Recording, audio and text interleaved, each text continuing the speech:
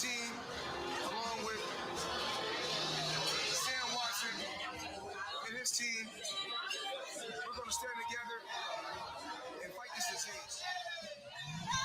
I've come this way before, traveled through open door, circumstances navigated the path, and life happened all so fast. No, they got lonely. Sometimes you see, I know we couldn't make it. Even when I'm off beat, I still land on my feet, and nothing can shake me, cause I know life took a hold. I never.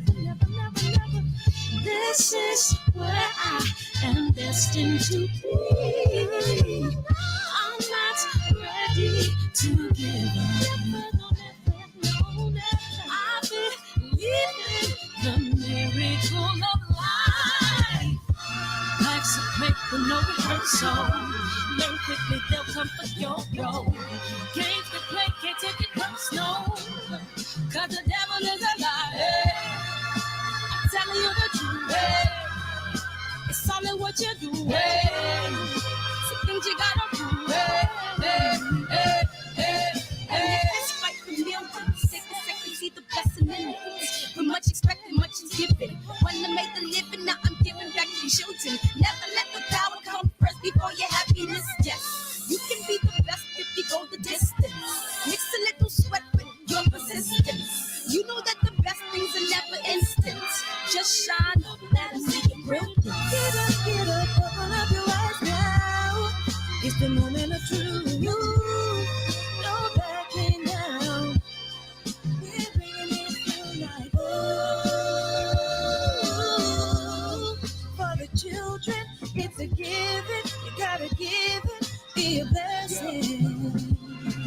This my personal statement. Run the game like I'm aces. Learn to develop patience, determined to be the greatest. Yeah, bobbing and weaving, they changing up like the seasons. Indigenous to the grind, so I do it for all my people. Jabbing the competition, back up against the ropes. You fighting for recognition. I'm fighting just to promote equality where we lacking. While cancer slowing our road, I'm confident we'll make it. We focus on common goals. Yeah, give back, give love, give inside. Equality where we lacking. Never give up, stand tall to fight another day. 2 toes, 2 feet, I stand on the ground. I'm going back soon and fight this final round. Life's a play for no rehearsal. I'm going to go. Can't take it personal, cause the devil is a liar. Telling you the truth, hey. It's all in what you do, hey. Some things you gotta do, hey.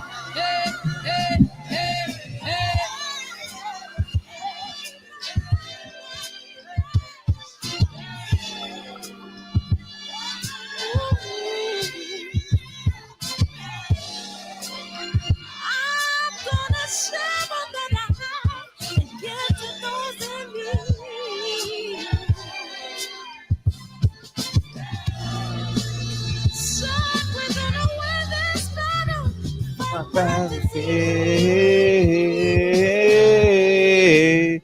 Love is the word, JP, but we gonna call him JQ. G Brown, Robert Brown, what it do? Box fans, KJ, Birdman,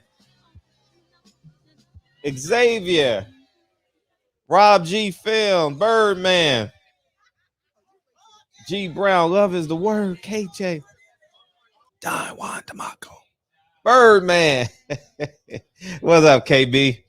M Square, Phil, Signature, Mr. Blue, Supreme Tax, Mark West, T Bonafide, Signature Sounds, and it jumped on me. Who I got Victor and Cass. What's up? So we're gonna play the trailer real quick, man. I appreciate you guys coming in here, man. Do not forget, man, click the link that you guys see pinned in the comment section. And I appreciate you guys in advance. And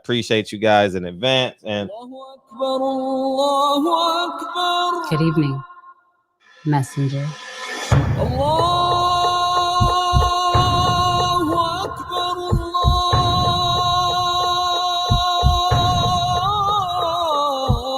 You convinced us that you were the last messenger.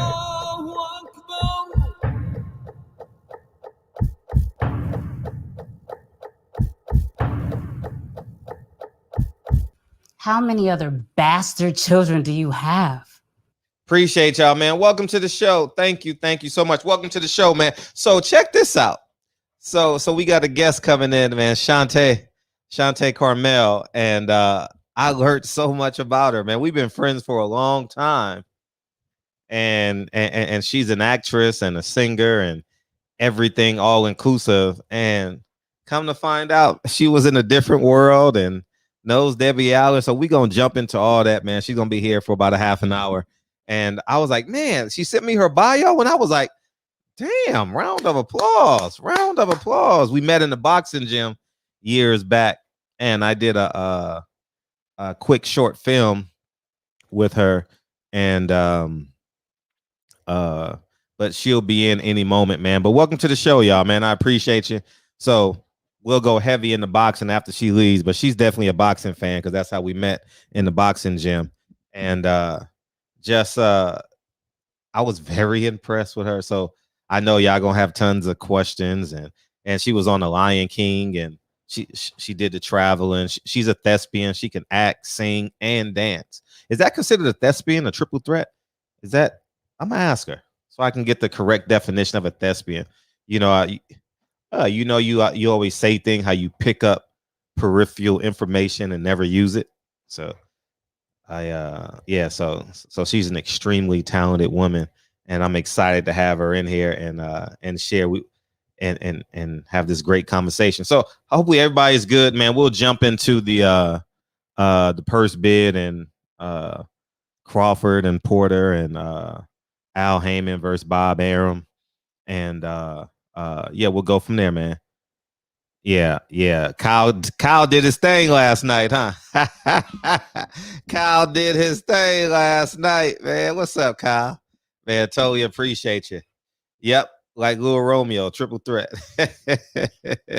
Oh man, this is gonna be an interesting, man. Very, very interesting. You know what I mean? It's gonna be very, very interesting how this purse bid shakes out, man. And I don't have the answer. But I'm just going off of based off of my experiences with Bob Arum, how he moves, and based off of how Al Heyman and how the fighters speak about how they pay. And I'm just putting two and two together. You know what I mean? They both running the same. At the end of the day, they both running the same play. Running the same goddamn play. You know? Al Heyman had the baton up until this point. Al Heyman was in charge of the welterweight division until this point. And for lack of a better term, he kept Bob Arum on the other side of the street. And it was celebrated, you know. Even I celebrated it, you know. And now Bob Arum has the one card that he had to play. You know what I mean? The one card, you know. It's kind of like it's kind of, well, I won't make that example, but the one card he had to disrupt Al Heyman's stampede through the welterweight division was Terrence Crawford. And now the in Bob Arum's voice, you know, the chickens have come home to roost, you know. So he gets to play in the sun right now. And he I think he wants Al Heyman to pay for this fight. I really do. I don't think Bob cares. I really don't believe he cares. It's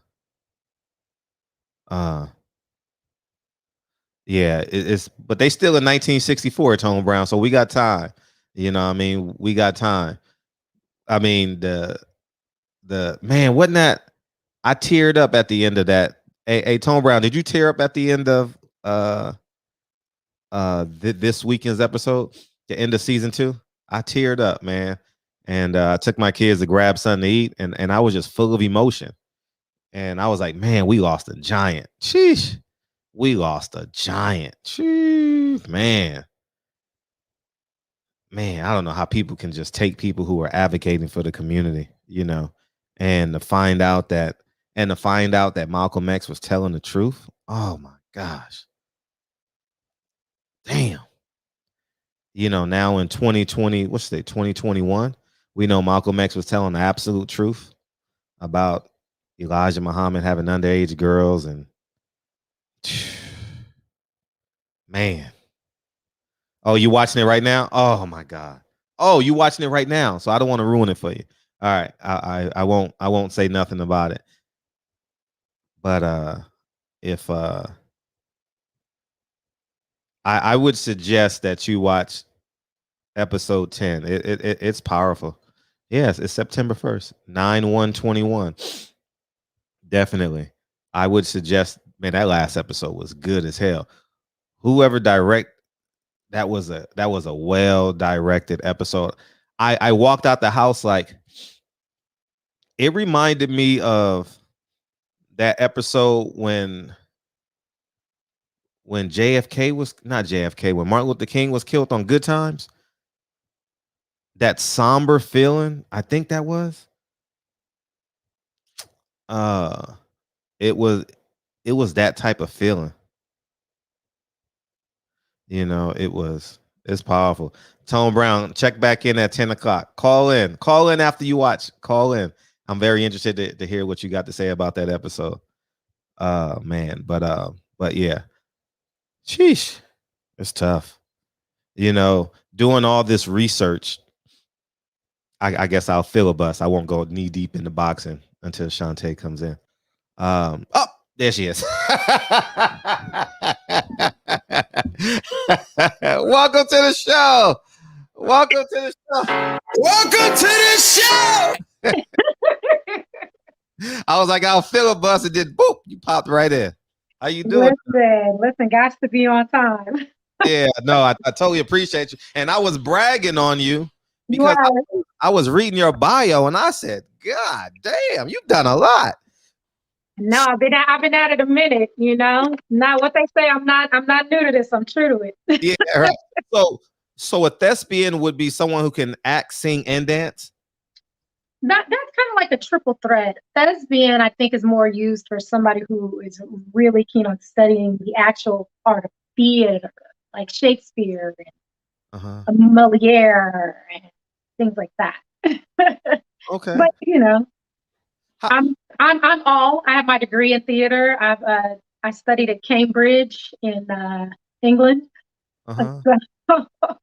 Abroad. I'm all of those things. Yeah. So how we met, guys, is we met at Westside Boxing Gym. We trained together for a couple of years, and we developed a friendship. And come to find out, we actually live in the same neighborhood at one point. You know, it's just been an extraordinary friendship throughout. But you just got off The Lion King. How was that? It was amazing. Dream come true. You know, you look up and you find yourself in the #1 show in the world, and you're like, okay, here I am. I am. You know, it was a long time coming. It didn't happen overnight for me. Some people it does. It didn't for me. I felt like I worked really hard. That was actually in a 5-year stint. That was my 4th show in 5 years of Broadway shows. Wow. Yeah. And what's the process in getting to The Lion King? A lot of so Lion King is a very traditional show. So you've got a singer ensemble, you've got a dance ensemble. So #1, it's training. The dancers in that show all come from Ailey. They all come from like the most elite dancer programs across the country, because it's very technical dancing in Lion King. And then the singers you meet are some of the strongest singer actors in the business.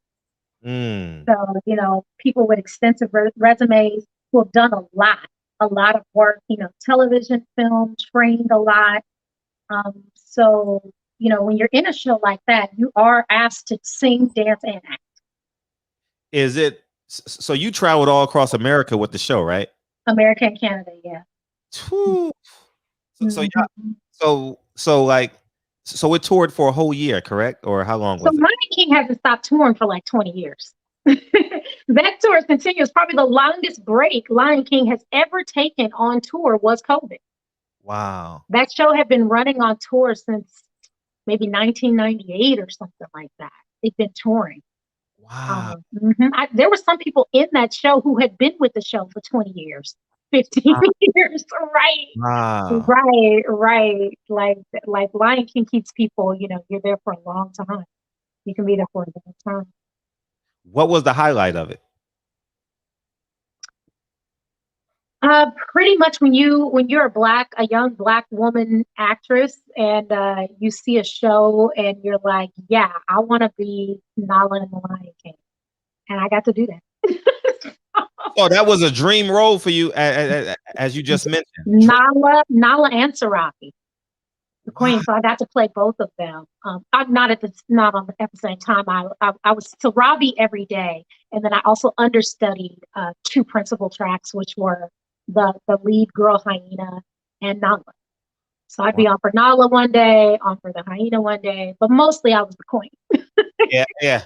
I remember your stories and you doing pre-makeup and post-makeup and all when I followed you on Instagram. But you also said it started a long time ago with Debbie Allen Debbie Allen gave me my first television show. I had done a movie called Different Worlds, not a different world, but Different Worlds with Dwayne Martin. It was like an CBS after school special when I was like maybe 11.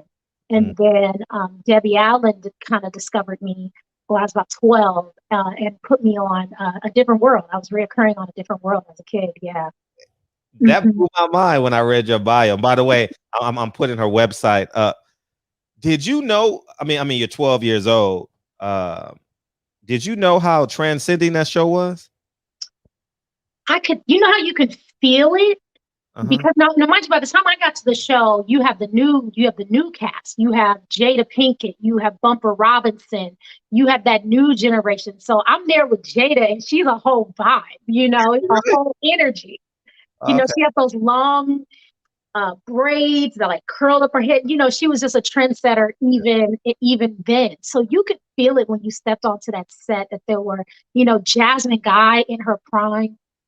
She's still in her prime. She's still amazing. I love Jasmine Guy. But those women, they command a room. So you can feel you're a part of something special. But I think the kid in me kind of didn't know. I was actually on most of the episodes with this singing group. I think you might be too young to know who they are. This singing group, Immature. And they were really hot at the time. Marcus Houston, who they all went on to be mega superstars. Yeah. So you could feel it. You could feel the talent in the room. And when you stepped onto that set, and it was all business, but it was also all love. And it was such a unique experience. Only later in life, when I grew up, and you see, the legacy of Black colleges, the legacy of, being in a school where there are Black teachers and really understanding what that meant, representation, having that you don't know then, but boy, do we know now how important that show was. Right. And you mentioned Debbie Allen discovered you and put you in your first role, and then ultimately you go to the sitcom A Different World. Talk about the relationship and how impactful was Debbie Allen? Well, for me, it's like, so I have one more moment in my life that's definitive. It's like Debbie Allen put me on A Different World, and then Barry Gordy putting me in Motown. So I'm up at his. Yeah. I said that's when I met you, when you got just got off Motown. Right. So I'm up in Bel Air at his estate, and I'm auditioning in front of him, and I'm singing. And at the end of the audition, he looks at me and he goes, "Okay, you won." And it's just those moments that you will never forget in life, and it's just pivotal. For me with Debbie, it was really like, yeah, this is what I want to do with my life. Like I loved it so much. I loved being on set so much. Learning lines came so easy to me, performing.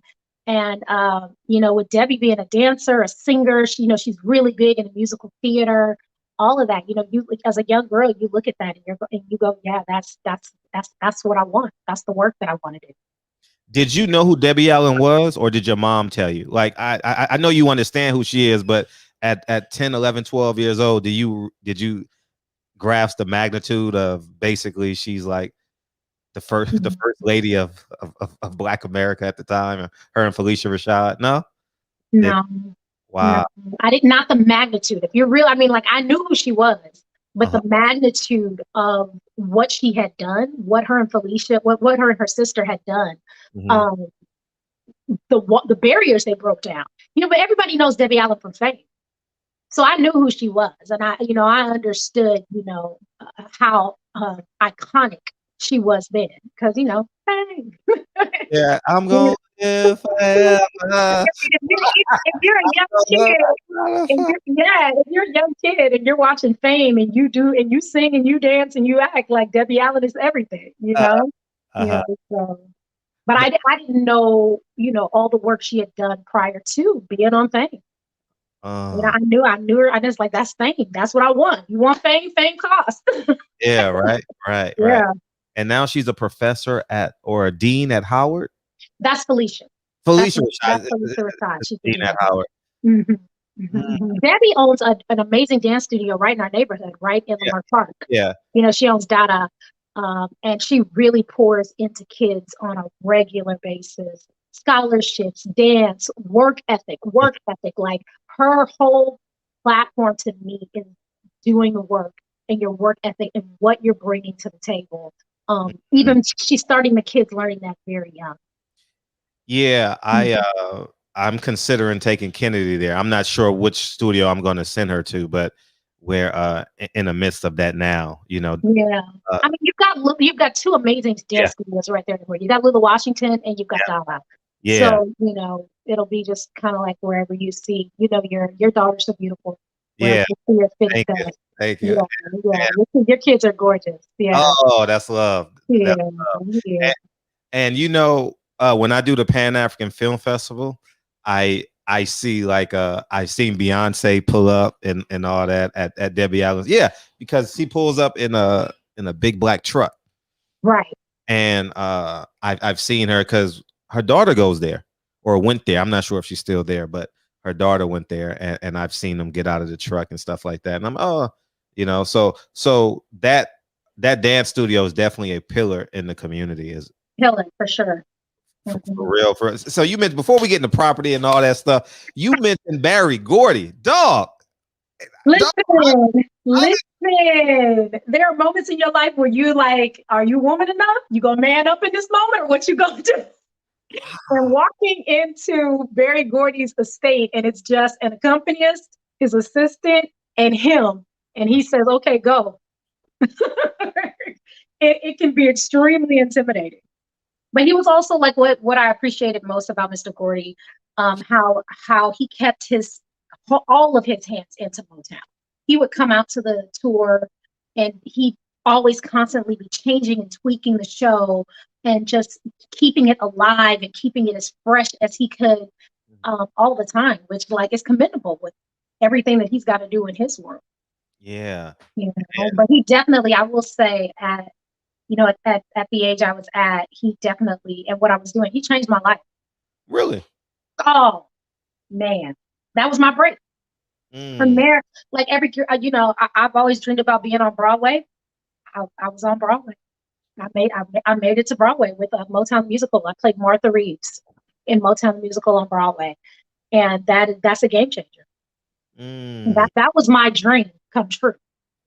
That I had, since I'm 12 years old, 11 years old, took my first singing tour at 8 as a featured soloist with the Crenshaw High School Elite Choir. You have a dream, don't judge me. My favorite movie is The Sound of Music. So I'm watching Julie Andrews growing up going, that's what I want. This is, the path that I want. And so you dream from a little kid, Broadway. And he made that dream come true.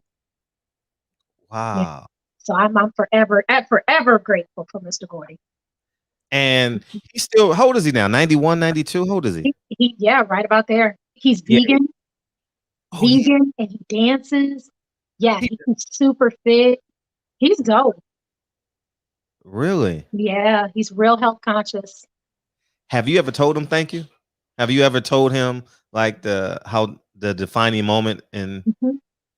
Yeah, and not only that, anytime I'm on, like a dope show like yours. Thank you so much for having me, by the way. I'm so humble. Oh yeah. Um, Yeah. uh, Barry Gordy's living room to the barbershop. Yeah. listen, yeah, and that's great. That's that. I mean, look, you have an amazing platform, Uh-huh. perspective. You're standing in your truth Yeah. always, Thank you. even when it's hard to say. Yeah. You're not mincing words, and that's dope. And you're a finisher. I just got to see your short, which Uh-huh. it was so great. And you stood up there and you talked about how important it was to finish, how Mhm. hard it is to finish, and the amount of work that goes into finishing, Yes. and how hard that is. Because people start projects all the time. Right. All the time. I'm in the middle of a project that I need to finish. The book. I want to finish this book, that I need to finish. So when I see you and I see your finished product, and I'm like, Shantae, finish. That's inspiring to me. And I keep people like you close, Uh-huh. because I'm watching. I'm watching how you move. I'm watching how you complete. I'm watching how you don't give up. Like Uh-huh. I'm constantly learning. I So, appreciate that. mhm. I genuinely appreciate that, because the reason why I asked is because I never got a chance to tell my grandfather thank you. You get what I'm saying? Like, he is the most impactful man I've ever had in my life. Right. And from like a non-family member, it's Malcolm X. So I never had a chance to tell people like that, man, you have no idea how you impacted my life. You get what I'm saying? I had my 7th grade teacher, Mr. Early, and now he and I confide in one another. But I wish I could have had that conversation with my grandfather. And that's why I asked you to speak about that profound moment with you and Barry Gordy, and how amazing, and how he took your career basically to a whole nother level. Whole nother level. Dreams came true. Mm. Can you imagine dreaming a dream for Wow. 30 plus years? Uh-huh. Most people give up. Yeah. Most people can't keep dreaming for that long. A lot of people give up. Why did you give up? I almost did. I did for a while. I did. I said, all right, maybe this is not my ministry. But someone found me, forced me to start singing again. Like, I was like really anti karaoke. I'm a real singer. I don't need karaoke. Right. And I had stopped singing for a couple of years. Like, I was like, I'm not dope. I stopped singing for a couple of years. I had like a pretty traumatic experience, and I was just like, I'm just gonna do this fitness thing. I got certified as a trainer. I was working in gyms. That was like what I was doing. And he kept calling me back. And then one day I met a friend of mine, Anthony Hill. He's a showrunner for a bunch of shows right now, Raven's Home. Mm-hmm. And he invited me down to this karaoke in the valley where singers go. And I'm there and I'm like, okay, everybody's singing. But he's like, just go. You don't have to sing good. Because he didn't know me. He's like, just go there and sing. Like, whatever. We're just here to have fun.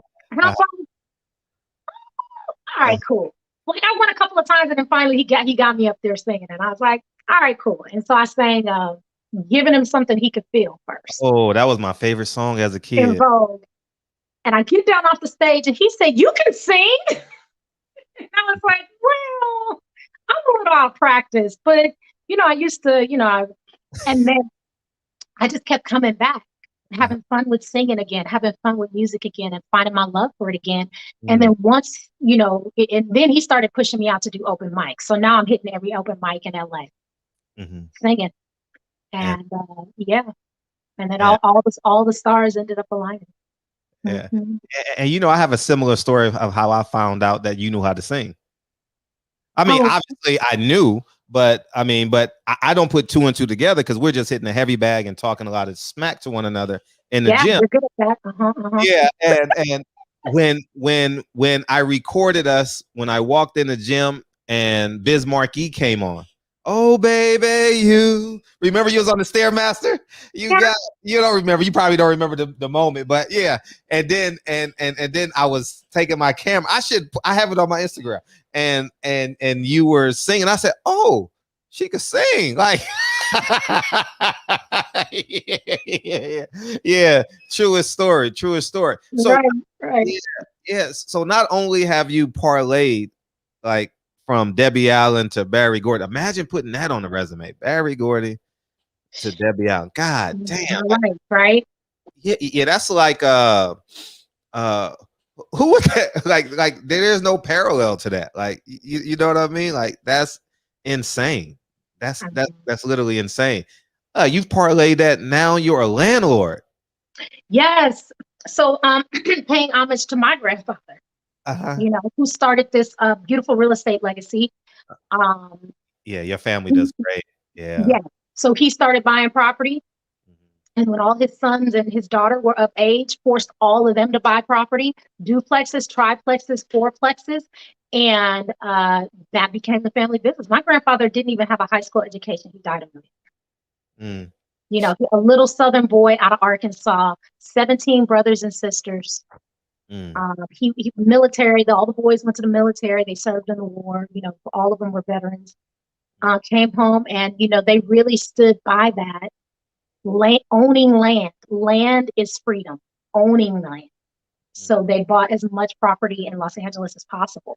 You know, so my family owns quite a bit of property in LA. And when I got to a point where I had worked and could work and to afford my first duplex, I bought from my family. I bought my dad's duplex for my dad. I now own a single family home as well. So, and I'm part of LLC. I'm 1/8 owner in 2 5 units. So 10 more units up in Baldwin Hills. Yeah. And that's the way to go. Me and my partners have done that too, partner up and stuff like that, because it makes it easier, because you literally want to get as much as you can. Yeah. And I want to compliment you and your family, because my grandfather did the same thing your grandfather did. Yeah. And my mom, my grandfather's kids said, you know what? I don't like you. And they sold the properties. Oh, we've been close. Yeah, they sold. We've been close, but we have one uncle who's like, we're never going to let you guys do it. We don't care. Y'all could go this way, that way. This is going to be right here for y'all when y'all turn 70. Yeah. It was because we went back. I took my mom back the last week of July, first week of August. The last week of July, because the screening was August 1st. And it was just so sobering to realize, like, that parcel of land was so big and we could have done so much. And I yelled at my mom. I said, y'all couldn't hold on for 10 years? I said, I can't believe y'all egos are so big that you couldn't hold on for 10 years. And it just makes no sense, man. So and actually the video on it, if you guys heard it on the channel, but I encourage everybody, man, keep your grandfather's legacy alive. And obviously you've done that. And I give you a tremendous applause and salute, because it goes even further. My dad and his brothers and sisters own about 240 acres of land in Arkansas, and they have not let it go. They used to do timber. They own about 240 acres of just straight timbered land out there. Yeah. They did that, man. Yeah, it's so important. What's been your challenges as a landlord? I was at my tenant's house today. I know. Yeah, that's what we spoke. That's what we spoke today. My tenant's house today. I think challenges sometimes are when when tenants feel like you're not doing everything. Yeah. For them. You know, sometimes there's a little bit of seed of ungratefulness. Like there are things that aren't in the landlord handbook that you don't have to cover. That you don't have to do. But if you have a landlord who steps outside and gets those things taken care of, steps outside and goes the extra mile, brings, things that, look, what's in the lease agreement? Pay your rent. If it's in the house, I'll take care of it. Outside of the house, I don't have no worries. Today my tenant, she's like, the grass doesn't look healthy enough. Your gardener is doing a poor job. Because essentially she had like cussed out my gardener, and I was like, ma'am. Yeah. Yeah. I get those a lot too. He's not cutting it good enough. I'm like, oh. Right. I said, but talk to me. I'll talk back. Yeah. Yeah. Right. Yeah, I said, you're not paying my gardeners. They're very nice people. If you feel like something's off, I'll come and cut down trees. Right. Break up leaves, because that's the school I come from. My grandfather was very hands-on. Like, if there's something that you feel like is a little off, you need a little bit better, call me. I'll try to help out. I said, but she's like, well, the grass is just not even green enough. And I'm like, ma'am, it is August in LA. It's hot as hell. Yeah. It is so hot. Yeah. If you think I'm fixing to pour hundreds of tons of water while we stay in a drought onto this grass, I said, no. Mm-hmm. And I paid a water bill on that building. So yeah, it's really not happening. It's crazy. What's up, Deacon Chante? Welcome to the shop, Queen. You gotta welcome. Hi, what up, man? And so it's funny because this weekend one of my tenants called me, and she's a Section 8 tenant, and mine as well. Yeah, and her son lives in the unit. He's not supposed to live there, right? But he lived there, right? And so she called me and says her flapper on her toilet is not working. Mm-hmm. And I says, does your son live there? Mm. I says, why are you calling me?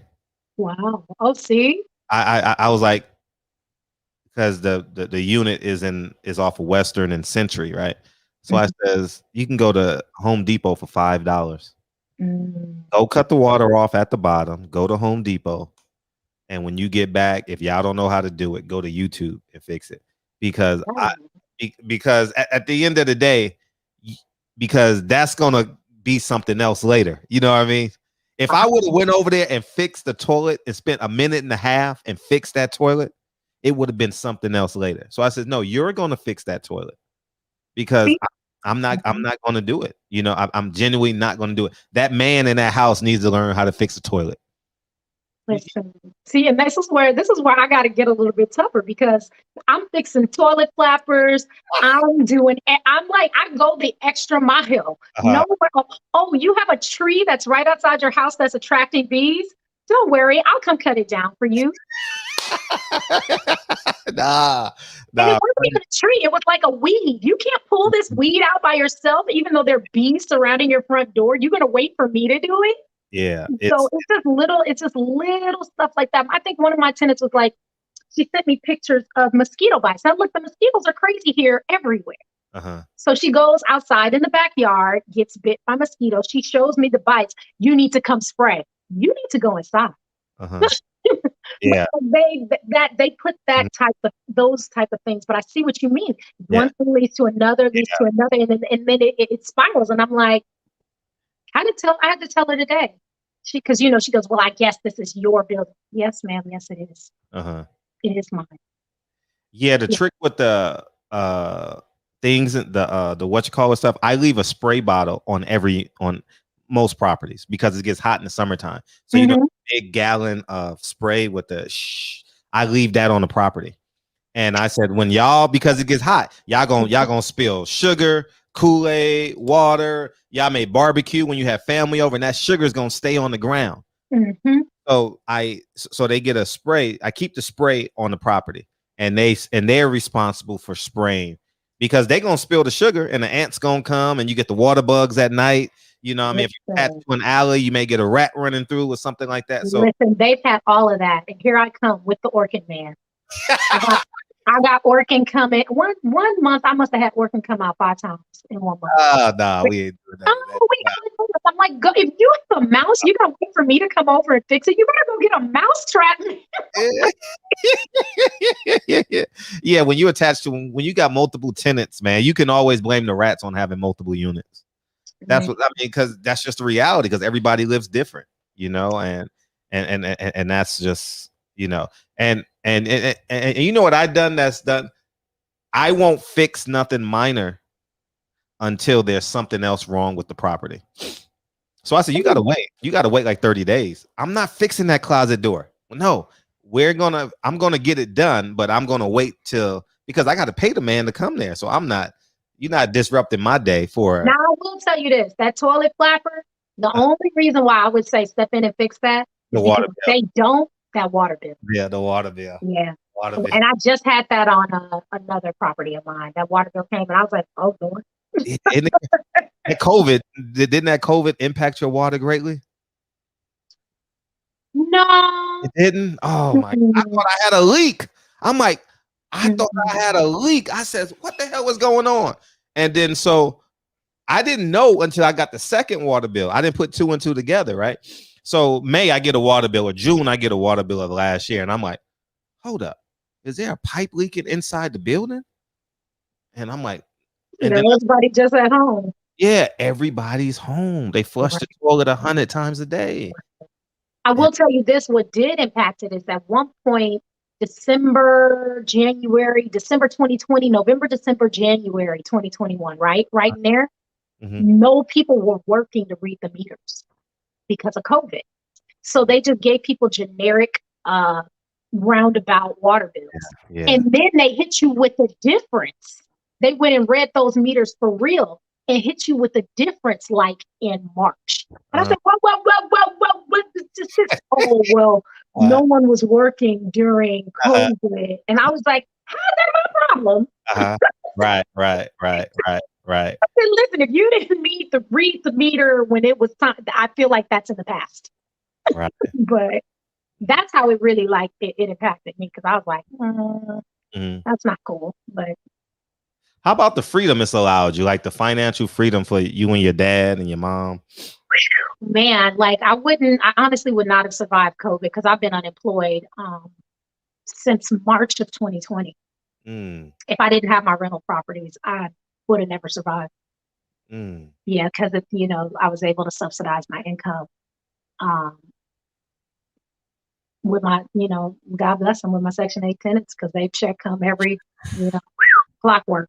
Wasn't Section 8 beautiful during COVID? Listen, not a care about it. I mean, that's that saved me. So so with that, I take the good with the bad. That's why I think I kind of come in and I cater, and I'm like, I want to make sure everybody's comfortable. But yeah, it's having that type of financial backing, because I can't call it financial freedom yet for me, but just that thing that's back there, to kind of stack and whatever. It's been great. Real estate is great. Yeah. Great. Yeah, you mentioned you've been unemployed since March. What's next? You've been going on. Did you just book something today? Can you announce it? Yeah, I just booked something actually here in LA. So I'll be working. I go back into the theater in October. Yes, LA. I get to see you. LA. Yeah, it's a show. It's gonna be at the Amundsen. Yeah, we'll be here. So I'm so super excited. I can't say what it is. I got to sign my contracts first, but okay. But yeah, I'm back to work. I'm finally back to work, which is just such a blessing. And when do y'all open? We'll open beginning of November. Beginning of November. Yeah, beginning of November. So you go right into rehearsals next week? October, beginning of October. So in a month, I'll go into rehearsals. Damn, y'all can get it down that quick? In 30 days? Oh, we'll have that show down in 2 weeks. Wow. Yeah, It seems like a lot. It seems like a lot. What's your favorite Broadway musical? Oh, The Phantom of the Opera. Phantom of the Opera. I fell asleep on that. I fell asleep on that. I saw that in Vegas. I fell asleep on it. No, The Phantom of the Opera was, I think, Phantom, A Chorus Line. Those were the first 2 shows I ever saw live. But Phantom, what they create on that stage, with the chandelier crashing and the tunnels and the canals and the voices. I think I'm always taken aback by those voices. That the operatic voice. You know, it's I don't know. Yeah, that Phantom of the Opera will be it for me. I mean, I have shows that come a close second. You know, I really love Wicked. I love Lion King. I always love the Lion King. It's hands down one of the best shows ever done, ever. And I love Motown. Motown for me was it. I think I loved Motown so much is because when my parents came to that show, oh my God, boy, oh boy, you could see them go through time. My parents have been married for 45 years. It almost transported them back into time to when they met, when they were falling in love, growing up. It was such a beautiful thing to watch. wow. Them just enjoy a show. Because everybody doesn't like musical theater. It's not for everybody. Yeah. But Motown, what they did with Motown and my parents they just lived. They lived their best lives. I'm disappointed I didn't see that, but I did see the Temptations. Yo, I heard that show is dope too. Whoo! I saw it in New York actually. I actually saw it the same night Oprah. She was 2 rows behind me. I saw it with Oprah that day. Yeah, and I saw it with Sam Watson, and it was an incredible. Yeah, a bunch of the Motown people went into the Temptations show. It was like a nice little natural progression. And the new hot one, Hamilton. What did you think of that? I love Hamilton. It's extraordinary, isn't it? It's an extraordinary show. I mean, I caught all of that stuff. Those kids are working so hard. Dude, I caught all. I couldn't believe how hip hop could tell a story like that. Like it was extraordinary. Yeah, and they don't change clothes. If you notice, I didn't know. Nobody changes clothes, and the ensemble never leaves the stage. The ensemble what? Never leaves the stage. Oh. They might go off and come right back, but they are working the entire show. Wow. Yeah. So and that's a lot of the reason why when they all take that final bow, they take it as a full company. Because everybody is working so hard in that show. Yeah, that's an extraordinary show.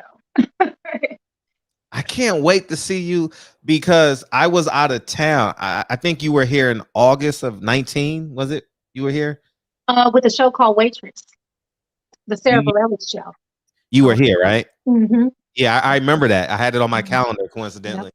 And I was out of town I was out of town when you were here. And so right. I was only here in that show for 1 week with that show because Lion King stole me. So I left Waitress on a Sunday and flew to Lion King that Monday. Wow. Mm-hmm. Yeah. Felt good to say, well, I'm leaving, guys. Yeah, it was like, okay, well, this has been great. Thanks so much. I totally can't wait. I can't wait November. I'm gonna try and get there opening night. Oh, that would be lovely. Yeah. So when the tickets go on sale, let me know. Give me 2 tickets if you can, and I want to buy them. So I don't want nothing free. But just I would have loved to go opening night. Yeah, for sure. No, that would be extraordinary. Yeah. Dude,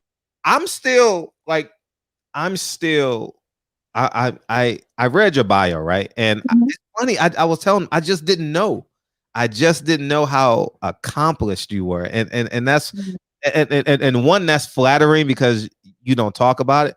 But then on the other hand, you should be like, hey, listen, hold up, like. I'm really that. I'm really her. People tell me I'm such. I tell you should be more confident. You should read. I'm like, yeah. Man. I feel like I've lived 7 lives. I had a singing group. We had a record deal at one point. We penned a couple of songs for movies, which was really cool. That was a really cool experience. Working in a group, performing live, nightclubs. Whew. Studios till 5 o'clock in the morning. Right. That's another life. Right. Do you want to write a play, produce a play, direct a play, movie? I wrote a television show. Me and 2 of my amazing friends. who are also actresses. Shouts out to Freddie and Carla. Yeah, we're actually shopping right now. How's that process? It's really difficult. Isn't it difficult? Isn't it difficult? Yeah, some people reached out for the short film already, and I was like, nah, because I want to show proof of concept. You know what I mean? Like I want to sell 25,000 units, 50,000 units. You get what I'm saying? And I'm hoping that my platform can do that. But it is such a competitive field to get your stuff on a network, right? On a major. And you really have to just take into consideration. I don't get discouraged because I'm not a writer by trade. So if I can get a foot in the door, I'm like, okay, that's pretty cool, because there are people who that's all they do. Right. That's all they study. That's what they went to school for. And you're competing against them, you know, and they turn out those scripts so quickly, and their concepts, and they've been building the concept for years, and down to every detail, all the details that we didn't even know we needed to have, you know, putting a show together. So hopefully, you know, I get the right people in place to help our show come to fruition as well. Is there a role you would want moving forward? Like, is there, I mean, obviously if you speak it into existence, it happens. So my next goal is to be a part of something where I'm originating a character, whether it's Broadway or television. You're originating the character? Well, it doesn't work. You're always originating a character on television, but like, so in Lion King, I wasn't the first to play Sarabi. There were many Sarabis that came before. Got you. You know, so either I want to be on television where I'm playing a role that obviously only I can play, or to be at the very beginning of a new Broadway show and help bring that character to life, bring that person to life, with working with the creative team. So I'm the first person who said Split as, you know, I'll use an example, you know, Lin-Manuel Miranda is Hamilton. He was the first person to do Hamilton. He's you know. So. You may have to write it. Well, yeah, I did. I did. So fingers crossed. What's your favorite TV show? So I can get an idea. Ooh, that's a hard one. Right now. You can name a couple. I mean, right now or all? Yeah, right now, so we can keep the audience engaged. Oh, right? Grey's Anatomy. I'm a huge Grey's Anatomy fan. Grey's Anatomy. Okay. Yeah. That's one of my favorite. I am Grey's Anatomy. I'm actually a doctor because I've never missed an episode. So. Yeah. TB was talking about God. Have you seen Godfather Harlem? Have you seen that? No, but my husband was telling me about it and kicking me like, "Oh, you should totally." He said it's good. It's a timepiece. It's good. Yeah. It's good. I mean, it has Malcolm X in it, so that's why I'm pretty much attached to it. What's your favorite documentary? Well, probably the last one Ava DuVernay did. 13. Thank you. Yeah. 13. Yeah. Mm-hmm. Yeah, she's so good. You know, I even listened to like her behind the scenes of really making it and all the footage that she had to go through. You have a similar story. You have of just really having to do that work and dig and talk to people and interview people and the amount of work that goes into that. Yeah. I wish people understand the work that I had to do. And you know what happened today? You know, speaking of work today, I actually got Malcolm X Killer's phone number today. He's alive. He's 81 years old. He got out of jail in 2010. He did like 44 years. I actually got his phone number today. What? Yes, he lives in Brooklyn. So I will be calling him tomorrow. So it took time to get to this place. Like, you know, it's the most amazing story. Like, so I don't know how this little guy in this little room has been able to get all of this information. Like, I got birth certificates. That's why I'm so confident in what I say. You know what I mean? Like it's just insane, man. The amount of work that I've done, and it's funny how much like you. So, for example, like I read your bio. That's why you got to sometimes tell people what you're actually doing, like what's your like, and stay in your purpose. Like for the last 6-7 months, I've really stayed in this space, right? Mhm. And shit, probably longer now. This is month 9. Yeah, it's probably about 9 months, right? And as I'm walking through it, matriculating through this process, everything that's not on this project has bounced off, right? Has bounced off of me. Like it's died. But when I tell people what I'm doing, they help. You understand? Like Mhm. from so much information that people, so many people have different walks of life that's been able to help me, and getting contacts after contacts after contacts. It's amazing. So It it's also helps with accountability. You know, like with the project that I'm writing, I have a lot of people who are holding me because they know that I'm doing it. They're holding me accountable. Did you finish? Yeah. Where are you in this process? You Yeah. know, so because don't talk about it, be about it. Like I'm Right. like, so no, I don't talk a lot about some of the things that I'm doing because I'm like, let me do it first, and then I'll tell you that I got it. Let me get it done, and then I'll tell you this is what I did. Right. But, Right. I think Outcast says it's why I don't put too much on the things that I've done. He said you're only as funky as what you last hit. Yeah, Or so if it was something I did 20 years ago, 15 years ago, then I'm like, what am I doing today? These are the things that matter. How am I making an impact today? What am I doing, now?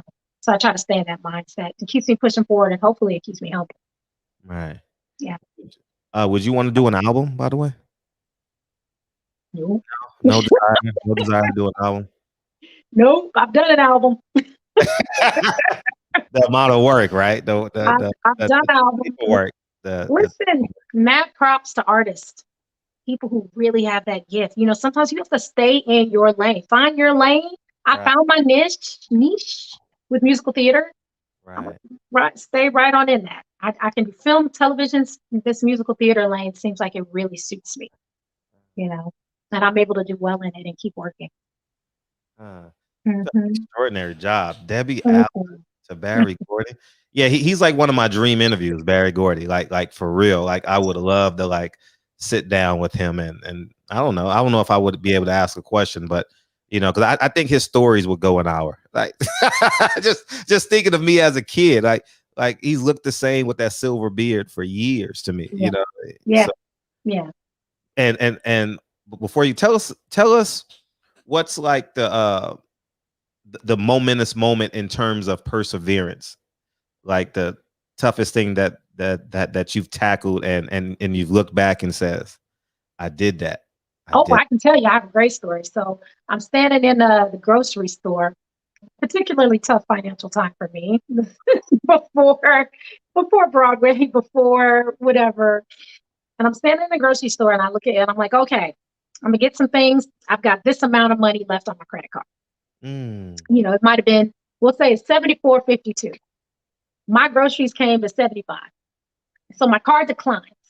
But I'm like, oh, I'll just take one thing off, run it again, and that should be it. But no, they cut my credit card off right there at the grocery store. I have them on the phone. I'm calling. I'm like, can you please release the funds so I can have, food, whatever. It got so bad and it took so long. The guy checking me out of the groceries, puts the groceries into the bag. He's just there. He can't be making more than minimum wage. He looks at me and he's like, ma'am, do you want me to pay for your groceries? Because I didn't have a lot. And I just looked at him and I was like, I'm crying. I'm like, no, no, right? So I finally get them. They turn my card on. I get my little groceries. I get out of there. And, I just get in the car and I say, God, I don't know why you have me here in this moment. Whatever lesson, I'm going to try to learn this lesson, why I need to be here. How did I get here? But I'm going to stay true. I'm going to stay faithful. I'm going to continue to lean on you because I know there's a reason you have me here and I'm going to keep pushing through. And I feel like 6 months later, maybe less than 6 months later, I was on Motown. Making 6 figures. couldn't afford groceries.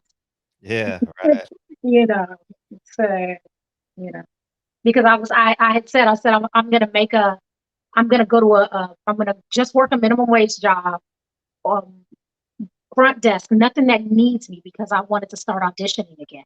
And I didn't want to be tied. I was running LA Fitness for a couple of years as a training general manager.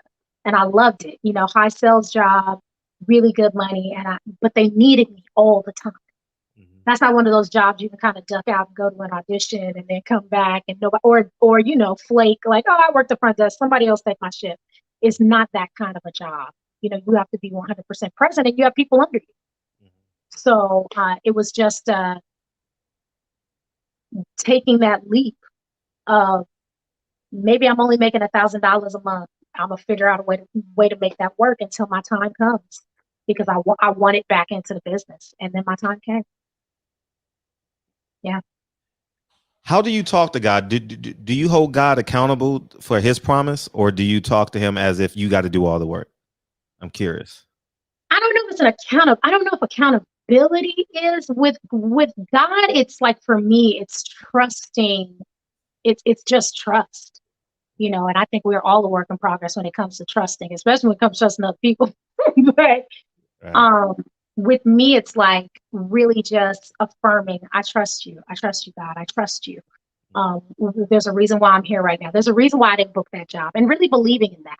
Really believing, like, there's a reason why I didn't just book this Broadway job across that I just flew to New York and auditioned for. There's a reason why I'm not supposed to be there. There's a reason why this flight didn't take off on time. There's a reason why, and I'm trusting you, and that's, you know, really the mantra. I trust you. There's a reason why I may not know now, but I know you're going to reveal yourself. It's going to all reveal itself. And when I tell you time and time again, it has, I'm just like, I can't deny it. And you've flown cross country. I know you keep on adding. You've flown cross country for interviews, right? Because obviously you got to go to Broadway multiple times, right? I was just there 2 weeks ago. Really? 3 weeks ago, just in New York. Had to fly myself out, put myself up. Wait a second. Didn't we figure out during COVID that we can do this over Zoom? Why do I have to fly across the country? I said, why aren't we using the Zoom feature? Oh man. I mean, listen, yeah, but you got to get there. You know, sometimes a lot of musical theater is a vibe. It's rehearsing you in the room. It's working with the people who you're going to be working with. You know, that whole creative team being there and really being able to hear your voice live and in person. So, you know, I get it. How do you pick yourself up from that no? Trust God. Trust God, right? Yeah. Trust God. There's a reason why. It wasn't for me. Really believe in that. It wasn't for me. And I've probably done 150 auditions in these last 18 months. And of those 150, I've booked 3. 150 auditions? Your perseverance is crazy. Can't stop, won't stop. Whew, 150 auditions? Yeah. Yeah. Yeah, a lot of auditions. 3 would be, that's less than 3%. That is over 1. So it's somewhere between 1 and 2%. Wow. And yet still I have friends that look at me and go, gosh, Chante, you are always working. You are always booked. Because I have somebody else, I have friends who do those same 150 auditions and book 0. You know? I'm up against some of them. Yeah. Same audition, same role, you know, and they watch me get it and they don't, and that's hard, you know. But yeah, everybody, you gotta have some cojones to be in this business, because it's a lot of no. It's a lot more no than it is yes, until you get to that level where you know you're calling your own shots.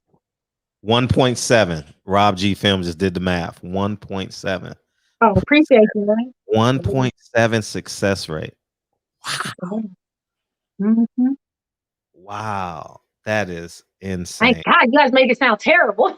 No, I'm making it sound, no, I'm doing it from the other perspective. Like wow, like imagine not getting 30 in a row. Yeah. You get what I'm saying? Like, hold up, gas, time. Yeah. You start to get a little defeated. Yeah, you get what I'm little saying? bit of doubt keeps saying you start to get a little defeated. I will tell you, being able to do them at home and not have to use gas, has definitely saved my heart because I'm like, well, I don't really have to go anywhere. Yeah. You got a special request. Oh, Guess you do a monologue. a monologue. Gosh, that's always a hard one. Do we have time for a monologue?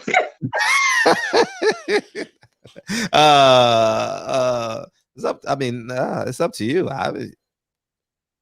No. Okay, no, we don't have time for a monologue. A monologue. Oh man. Wow. Yeah. Who do you? Okay, we'll wind down now. I kept you longer than I said I was going to keep you. I'm sorry. No, this is great. I love this. My favorite thing. Okay, thank you. Who? We can talk forever. Now that you're mature, successful, who do you see now as like, wow, he or she's amazing? Oof, that's a lot. That girl Viola, man. Or in my personal life, or in the industry. Do both. My mom. Your mom. Yeah, your My mom. mom has this crazy quiet strength, and when I tell you, she takes everything. Uh-huh. I'm like, mommy, we are not the same. Uh-huh. I mean, she takes everything, and my mother does not drink, she does not smoke, she does not cuss. Uh-huh. Your mom don't curse, huh? You said what? Your mom doesn't curse, huh? Wow. No. Wow. Oh, and hates it if I do it. She's Really? like, oh, Shantae. Yeah, she doesn't swear. She's really God-fearing, like goes to church 3-4 times a week. Yeah, but my mom, when I watch her, I'm like, wow, you have made it through some stuff. Her strength, hands down. I'm like, you're probably the strongest person I know. Because she does it and she's still kind. You know, she's still nice and kind and giving and loving and continues to give and love, even when she's not even being appreciated the way I think, she should be appreciated. Right. In life, she still is like, no, I'm gonna do it anyway. No, I'm gonna continue to give. And I'm like, that when I look at that, I'm like, I want to be that. I hopefully, I'm working towards that type of, giving, unconditionally. I think that's very godly. Uh-huh. Yeah.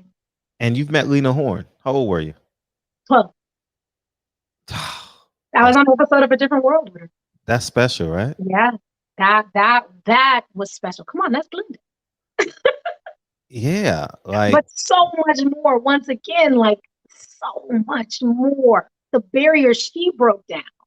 Oh my gosh, yeah. I mean, you don't know when you're 12. You don't really know who you're sitting next to. I was just so blessed and so fortunate. I look back on that episode of A Different World now, and I'm like, wow. Did you get a chance to talk to her? Or you just shook her hand, maybe took a picture? Because your mom is on set with you. Did your mom go on set with you at 12? Yeah, you have to have a parent. Okay. Yeah, but we did scenes together. She was very sweet. We were all kids, so she talked to us, and even as the scene played out, you'll see how the scene plays out. It was very much just like that. It's real easy breezy, sitting next to a legend. No, that's not a legend. I mean, it got to be something above that. Iconic. I mean, I'm gonna be a legend one day. I don't know what I mean. My God, you know what I mean? Like, God. Iconic. She's history. Yeah. She's our history. Yeah, she definitely is. Yeah. Someone wants to come in as Kyle wants to come in and he's go ahead, Kyle. Do you, Kyle? Go ahead. No, man. Hey, I just wanted to say thanks for coming on and spending your time with us. What is your method? I gotta ask you this. What is your method to cry on demand? I've had a lot of trauma in my life. I do a sense memory. Have you heard of this technique? The Stanislavski technique of sense memory. Yeah. I have an easier way where you don't have to dig that deep to get it out. Really? Oh, what's that? So basically, it's called. Yeah, you got that. You got you on your Obama phone. You gotta cut your Wi-Fi off. Cut your Wi-Fi off. This shit always fucking up, man. You know what I mean? Hold on. Yeah, he did this last week. We back now. Hilarious. No, you in darkness. You in darkness. I want to hear this new method. You gonna see it? Oh, you hold on. I'm gonna try to start this up. All right, yeah, he gonna go back in. Yeah, if I don't have to listen, if I don't have to think about all the bad things that are happening. Yeah, he has his own. He'll definitely explain it. There you go, Kyle. Go ahead, Kyle. Are we back? We good? Yeah. Okay. So basically, I call it a yawning face. So you know when you yawn, tears automatically come down your face, right? When you have a good yawn. So I'm gonna show you this method right quick. Okay. All right. Okay. It's on cue. You gotta do your best Denzel face.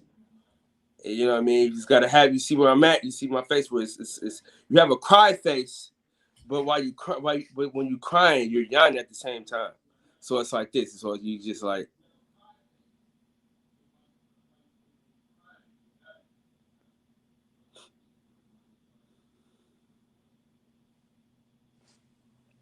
You see how we living? Wow, you did that. Yeah. You don't have to dig in. You have to no trauma necessary. No trauma needed. You know what I mean? Oh, no. That was powerful. I'm gonna try that. I'm practice that. Yeah. So all you gotta do is like you make a sad face, but like have your mouth open a little bit where you can yawn and just start shaking your head. You know, people. You know what I'm saying? Just shake your head and just make sure your eyes is open, like wide open. So then the water just start flowing down. And then what happens when you have to say lines with that? Oh, you can do it. I'm gonna show you how to do it. So don't make me laugh, Fred. Don't make me laugh. I stand character, dog. I stand character. So in cinema, you get a 5-second pause before you gotta say your line anyway. So basically, you get your cry started. You start getting your cry started early, and then by the time your crying is already, your tears is coming, then you just start your monologue. So it's basically like so me and you, let's have a conversation, and I'm gonna show you like tell me about like not like just come up with a story that's like a bad story. He didn't love her anymore. You know, he walked in and told her it was over. I don't know. I just can't believe this shit. You see the dramatic pause, and then you see the tears at the same time. Genius. Oh. Yeah, I should have done something with this, man.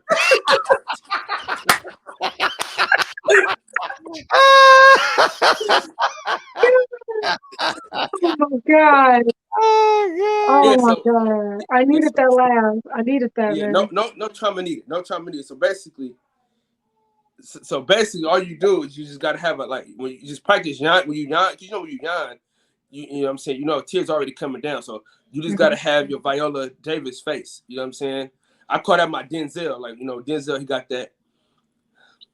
You know what I'm saying, like that certain face. You just gotta hold the yawn, and just open your eyes up wide, and then the tears, because the water just start flowing out. That's amazing. Yeah, I made that up. You did. That's dope. That's amazing. When I was a kid, I used to yawn. So I used to get in trouble all the time. So you have to get the tears before you got the whooping. So you could probably get out of the whooping if you got the tears coming. So now I can get the tears to get out the whooping. Yeah, but I really wanted to be out the whooping. Yeah. Well, I got some bad Wi-Fi, man. I got some terrible Wi-Fi, but it was nice to meet you. I just thought I could share that with a trained actress. You know what I mean? Now I feel like I've done something with my life, Fred. Appreciate you, big dog. So nice meeting you, man. All right, before we get out of here, Oh, Demetra says, can you give us 15? Can you give us 50? See, it's after 10. I can't read after 10 o'clock, so you know. 15-second snippet of The Lion King. Whew. I mean, that I'm usually in scenes, but let's see. What like a song from The Lion King? Simba. I don't know. Did that help?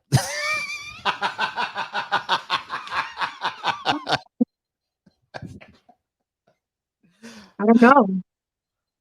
So Robbie says, yes, Scott. I can't remember any lines right now. It's been like 18 months. What does she say? She says, yes, Scott. I'm completely blanking on lines from The Lion King. I can't even. And so Robbie doesn't do a song. Do you? What's that? You know, I've never seen The Lion King play. I've never seen it. Oh, you have to change that. Yeah, I know for sure. No, I know I do. Oh, Picasso says, Luke, I am. Well, thank you for coming. Oh, by the way, who's your favorite fighter? Do you watch boxing as well? I don't think we've ever. Huh? Do you watch boxing as well? Huh? No. Okay, good. All right, because I know you work out, but I didn't know if you actually watch the boxers as well. What's that time you been to West Side? I need to go. I want to go. I want to come back. I want to start training again. Yeah, I haven't been in years now. Yeah, it's been a minute, but are you training back there again? I'm at another gym because they were open during COVID. Oh, which gym? Is it? Do they have the kind of like the same setup? You just play like a flat rate and you can go. Yeah, I play a flat rate. I'll send it to you in the DM. Yeah. Tell me, because I want to get back into this, especially since I'm about to get back to performing again. I got to get everything right. Yeah, DC just opened up a gym too, so I was thinking about joining that one as well. That's dope. 108th and Broadway. Oh, that's on my side of the hood. Yeah, that's on. Yeah, so he opened up a gym over there, so that'll be cool. So yeah, that's dope. You said who opened up a gym? D Smoke, the rapper, singer, rapper. D Smoke. Oh, I didn't know that. Yeah. Would he be considered just a rapper? Out of curiosity. You know, like, yeah, because I mean he's a little different, different in the meaning, like he's exceptional. So I was just thinking. Seems like it. He's opening gyms and stuff in the hood. Yeah. I'm going to do some research on him. Yeah, he was a school teacher at Inglewood High. What? Yeah, he taught Spanish. He's really on some different stuff. Yeah, he taught He's Spanish. Like educated, master's degree. Yeah, he like portions of his album is in Spanish. Wow. Yeah, so you about to have a fan from you creating a fan right now. Yeah, you in great shape now. Look at you. Nah, man. Please. Let me tell you what it used to be. I gotten up to running like 10 miles. I remember you running around Monument Park. I watched your stories. Yeah, I watched. Yeah. I was like running 10 of them straight. I don't even listen. Don't ask me right now. You was in your zone. But because I was taking the boxing training and I was training everywhere I was on tour. I kept training. I was going to getting private lessons in Chicago, all over, anywhere I could get a private or some boxing training. I was training everywhere. So wherever the city you went for you would hire a trainer in that city? I find a boxing gym in that city and get a couple of privates. Wow. Yeah. I really got into it. Like I really enjoy the sport. It's so hard. It is so hard. Yeah. But so great for so many reasons. The workouts are so good. Oh, you got one last comment. Boom says, I told my bro I was Mustafa and he was Scar. He said Mustafa died in the movie. I told him this is real life, not a movie. I've never seen Lion King the movie neither. What? Change that. Show your kids. Show your kids though. They've seen it, but Oh, they've seen it. But you got to keep in mind that this is the Frozen era, so it's a little bit different. But that relationship between father and son that's displayed in The Lion King, I think, and that full circle, The circle of life that they talk about, I think is something really important that you are already giving to your son, and to have that reinforced, Right. in a way that he could probably understand it a little bit better right now, and the love that you have for him. And Right. that's, like Mufasa dies for Simba. Yeah. He dies, and because and I know that's how you feel for your son, Yeah. Right. Right. So, you'll jump into the herd of wild buffalo Mm-hmm. to save them, Right. So that's something, that story. The reason why Lion King has stuck around for so long is because that story is never going to change. Mm. Coming back, owning your legacy, that's never going to change. The circle of life, keeping Right. the balance of an ecosystem, Right. all of that. Right. Betrayal. That's life. Like Lion King really deals with life issues that that are going to remain consistent. I'll watch it at some point. You should. I will.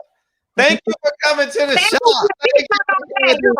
I'm putting her website in the chat, so y'all go follow her on Instagram. Too. Follow. All right. This was so dope. Thank you so much for having me. Thank you. We finally such a great time. And it was a year to the day that you came on the show. Yeah, I was supposed to, right? Yeah, last year today. Yes. That's crazy. I said it was a year ago that you're supposed to be on the show, and look, everything in God's time. Yeah, God's time, right? Trust God's time. God, yeah. Everything in God's time. Thank you for coming. Thank you for having me. Thank you. Right. You have a great one. Bye, everybody. Thank you. She's an awesome woman. Awesome woman. Awesome. Yeah. Where are we in the show? So yeah, man, that isn't that a crazy story? Lena Horne, Barry Gordy, Debbie Allen. I mean, in terms of historical relevance, I don't have those names in my life. Who could I say? I mean, but she's met them in real exchanges. You know what I mean? Like, I don't have no one in my life that I've ever done that to. I've only met them and shook their hand, and nah. I don't. That's incredible. That's incredible. So, man, I'm excited to get her book. Get the book. Finish the book. Now when I see her, I'm like, finish the book. Finish the book. So we're gonna make an abrupt left, and y'all want to talk about purse bids and everything else as it pertains to what's the title of the show? Crawford and Porter, purse bid, Bob Arum, and Al Heyman. Yeah, so I'll reset it. What I said earlier. Al Heyman has had the leverage at the welterweight division for quite a long time. And he had Sean Porter, Keith Thurman, Earl Spence, and Ugas now, Manny Pacquiao. And he's had the second tier too, the Robert Guerreros, the Andre Bertos, the Victor Ortiz, and the list goes on and on and on and on, right?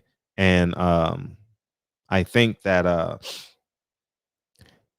the majority of the boxing world celebrated that, right? I would say I've done quite a few videos celebrating that Al Heyman has leverage on Bob Arum, because when Al Heyman came in, I thought he did good by boxing, Just think when Al Heyman came in, Danny Garcia versus Keith Thurman was free. Think about that. Sean Porter versus Keith Thurman was free. That's the best fight I've ever been to. Keith Thurman,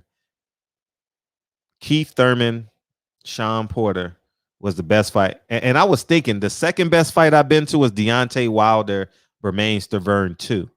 Even though it was only 15 seconds. Oh my, it was so much electricity going through that damn arena. Um, and so Al Heyman had it for about 3 or 4 years. And I believe over that time period, I think Al Heyman kind of lost a lot of momentum. I'm speaking for me. He lost a lot of momentum. And I think the business model going from free TV to pay-per-view, I think that ultimately did him in as it pertains to losing the fan base, losing the excitement, because now you're putting Earl Spence, Sean Porter, Keith Thurman on pay-per-view. And as opposed to getting 2.5 million views on a Saturday night, now you're getting 300,000 views. And if you do that through the course of a year and you don't have a anchor, because Floyd was retired. See, Floyd was the anchor for PBC. Even though he fought on Showtime, he was the anchor that put all the eyes on Al Heyman and PBC. And without that anchor in 2021, I think we've seen a steady loss, a steady loss of fans. You know what I mean, as it pertains to boxing. And now, Bob Arum does not have the talent that Al Heyman has, but he had this one card. He had this one fighter, and his name is Terrence Crawford. And what I believe Bob Arum is going to do, he's like, shit, I'm not paying for this fight. Nah, I'm not paying for it. I'm going to put my bid in.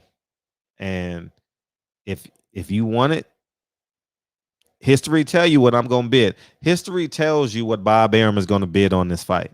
He's going to be in the 4 range, maybe in the 3 range, but he ain't going to put no astronomical number on this fight. And if Al Heyman and PBC wants this fight, they're going to have to bid 5 million, 5.5, 5.25, and I think that's where we're at with this.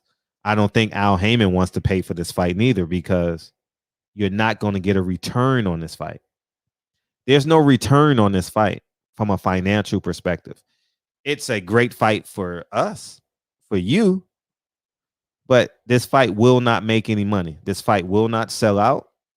It will not do how many pay-per-view buys? I'd say it'll barely crack 100,000. I don't think he'll do more than 100,000 pay-per-view buys. I don't care if Al Heyman wins the purse bid. But the reason why they go to purse bid is because they couldn't agree. And I honestly believe Bob Arum don't want to agree with Al Heyman at this time and period.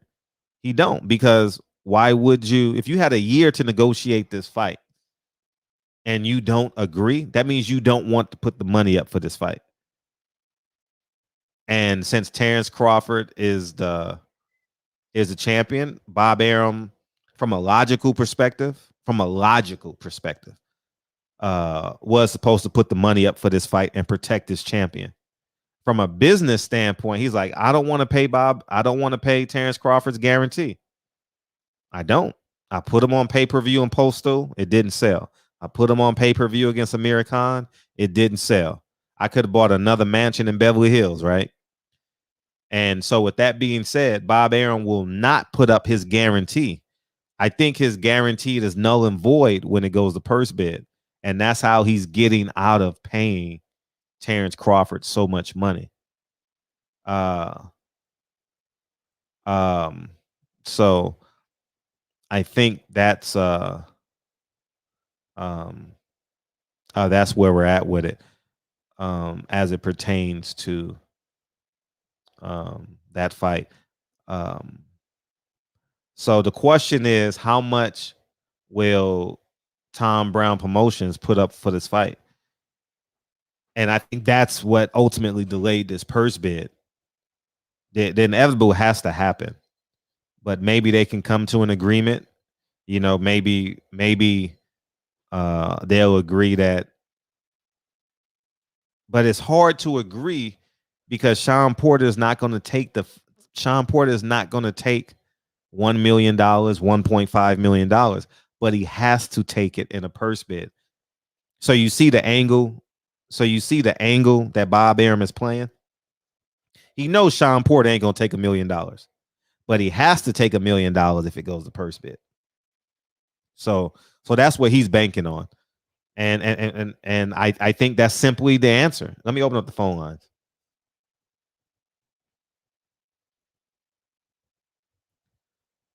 Let me put Shantae's website in there one more time. And make sure y'all go follow her on Instagram. She's very inspiring. Very inspiring. Phone lines are all. I'm very interested in what y'all got to say. I know we went over on the interview a little bit. I thought it was only going to be an hour, but damn, she's intriguing. Bud just needed an opponent. Does over. Hell no. Nah. Ain't no way in hell he going. It's no way Bud can do 2,000 pay-per-view buys. It's no way. No way. Impossible. Impossible he can do. Fred, Bob wanted to make the fight with Al, but Al didn't. Bob said he wanted to, but Al didn't agree because he knew he. Wait a minute. Let me understand this. Fred, Bob wanted to make the fight with Al, but Al didn't. Bob said he wanted to, but Al didn't agree because he knew he wanted to go to purse bid and win. Yeah. So I would agree PBC is gonna win this purse bid. If I'm a betting man, I believe PBC will bid more on this fight. No doubt in my mind. Bob Arum is going to bare minimum. He's going to bare minimum this fight because he doesn't want it. Y'all thinking Al Heyman versus Bob Arum. No. It's Terrence Crawford, Sean Porter can't sell. That's the problem. That's the big problem. Sean Porter can't sell 100,000 buys. Sean Porter doesn't come to the dance with 100,000 pay-per-view buys in his pocket.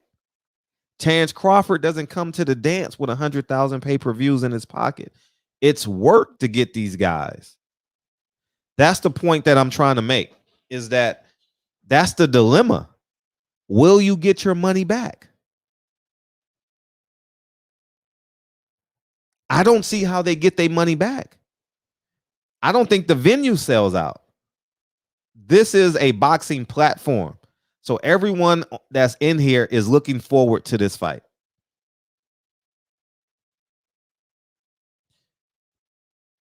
I don't think they can sell 18,000 tickets for this fight. I don't think so. And this is me just being ironclad pragmatic. This ain't, I hate Sean Porter. I hate Terrence Crawford. I don't see the upside. You can't put the fight in New York. The only way you can put this fight in New York is if it was next summer. Ain't nobody leaving. Ain't nobody going to sell this fight out in the snow. So this fight has to be in Nebraska. I think this fight has to be in Nebraska. The best fight I've attended to was Spence Porter when Spence started that. Yeah. Southside is the realest. Before round 10. Last great fight before COVID. You're right. It was a hell of a fight. What's up, TB? Yo, what it do, Fred? What it do? What's up? So did you finish it? Yeah, I finished it, man. And what'd you think of the episode? I thought it was great. I mean, I'm not really like up to date like on the like Malcolm X stuff. I just watched the show. I'm a supporter, but yeah, but man, it was dope, bro. Like I definitely think Vincent deserved to go to jail, bro. He shouldn't have ordered Ernie to get killed like that, even though he killed the main man. Oh, you didn't think he deserves to go to jail? No, I said I think he does deserve to go to jail. Hell yeah, he done killed so many people. He done killed both her boyfriends. Right. Yeah. He deserved to go to jail. Hell yeah, he deserves the death penalty. Shit, Bumpy Johnson deserves the death penalty too. Yeah. Especially what they did to Method Man and the whole 10 Harlem. Yeah. Last episode or 2 episodes ago. Yeah, they definitely shot him up, bang, bang. But I mean, they did kind of deserve that though, because they was trying to like get greasy and make a deal with the Italians. Yeah. Facts.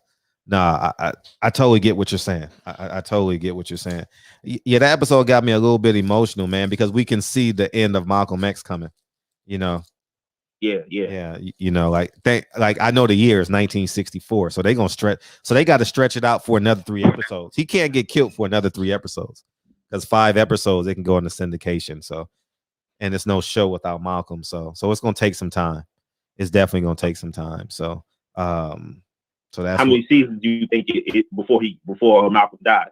It got to be the 5th season.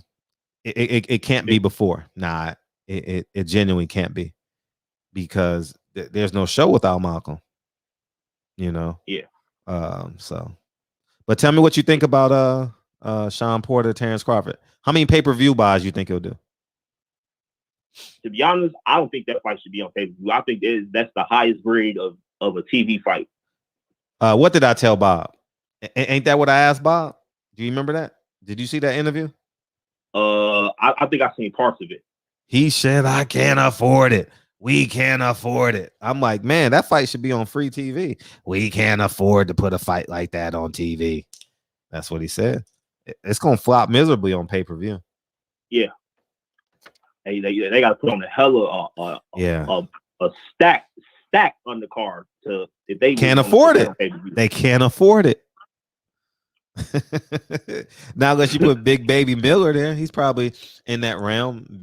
You probably put Big Baby Miller and then Al Heyman to put the Mexican kid on there, that the 6'6" Mexican kid, the Towering Inferno, and I don't know who gets the 4th slot, but yeah, you got to be in that realm, you know. So 2 more seasons. Oh, you talking about Godfather of Harlem, Mark West. I think this fight needs to be on free TV. This fight gonna bomb. The pay-per-view numbers on this show, on this, it's not even worth mentioning. It's not even worth mentioning. No one's gonna buy Sean Porter and Terrence Crawford, dog. Nah. Manny Pacquiao did 250, right? How many did Earl Spence do against Danny Garcia? Do you remember? I think it was like 536,000, if I remember. Danny Garcia? It could have been more, but I don't remember like off the top of my head. Can someone tell me, because that's the median? So how many pay-per-view buys did Danny Garcia, Earl Spence do? Anybody know in the chat? 318. So let's say they did 318. Okay. Manny Pacquiao did 250. So the median between 320 and 250, that's 70. So that's 35. What's 35 over 250? 75. That's 285,000 pay-per-views. So when you look at 285,000 pay-per-views, that's the median for the elites of the elites. You get what I'm saying? I think they do half that. So it will be 140. 140 times, it's not $100 pay-per-view. How much is that? $59 or $69? How much? 59 or 69? They're gonna put it at $59. $59. So 60 times 100,000. How much is that? 600,000. Is it really?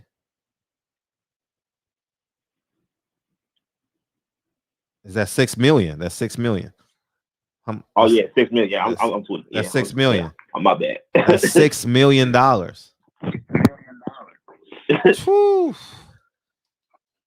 The gate probably do $1 million. No, the gate won't do $1 million. Nah, you can't put 16. The fight can't go to Vegas. There's too much going on in Vegas. That fight gotta be in. If they want to sell it out, the fight gotta be in Omaha. That's the only way that's the only place they can do that fight in hopes of getting a W out of it. Yeah, it's too cold on the East Coast. Too much competition in LA. Taxes are too high in LA. You can't do it here. You definitely can't do it in Dallas. Makes no sense. You got to do it in Vegas or you got to do it in Omaha. Or Atlanta. Thank you, pound for pound. Atlanta. You think that fight could do well in Atlanta? Nah, I don't think that's an Atlanta fight. I think you got to be an attraction.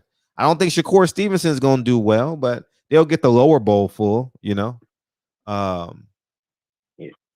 Whew, they up against it, man. They up, and it's only the fault of the fighters at the end of the day. How big is your brand? They want all this money, but the money ain't coming in. So you got $6 million, $800,000 gate. And half of that goes to the cable company. So that's $3 million and $800,000. That's $3.8 million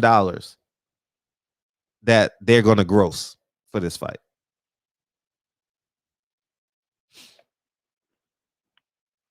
So let me ask you: you think they should lower the cost, like $60? They should lower it to like $50 or like $40? No, because whoever, if you got 100,000 buys, those people would have bought it anyway. Right. Okay. Yeah. Oh, Godfather of Harlem is the best on TV. Bumpy Johnson was the man. I love Malcolm, but may I ask, what do you mean it's no show without Malcolm? I think Malcolm adds that duality to the show. He makes Bumpy Johnson human. He makes Adam Clayton Powell. He humanizes Adam Clayton Powell. Obviously, it's a show without it. It's a show without him. It's still a good show, but the level of humanity that Malcolm X adds to that show is just irreplaceable. You know, if not, it just becomes a mobster film, a mobster thing.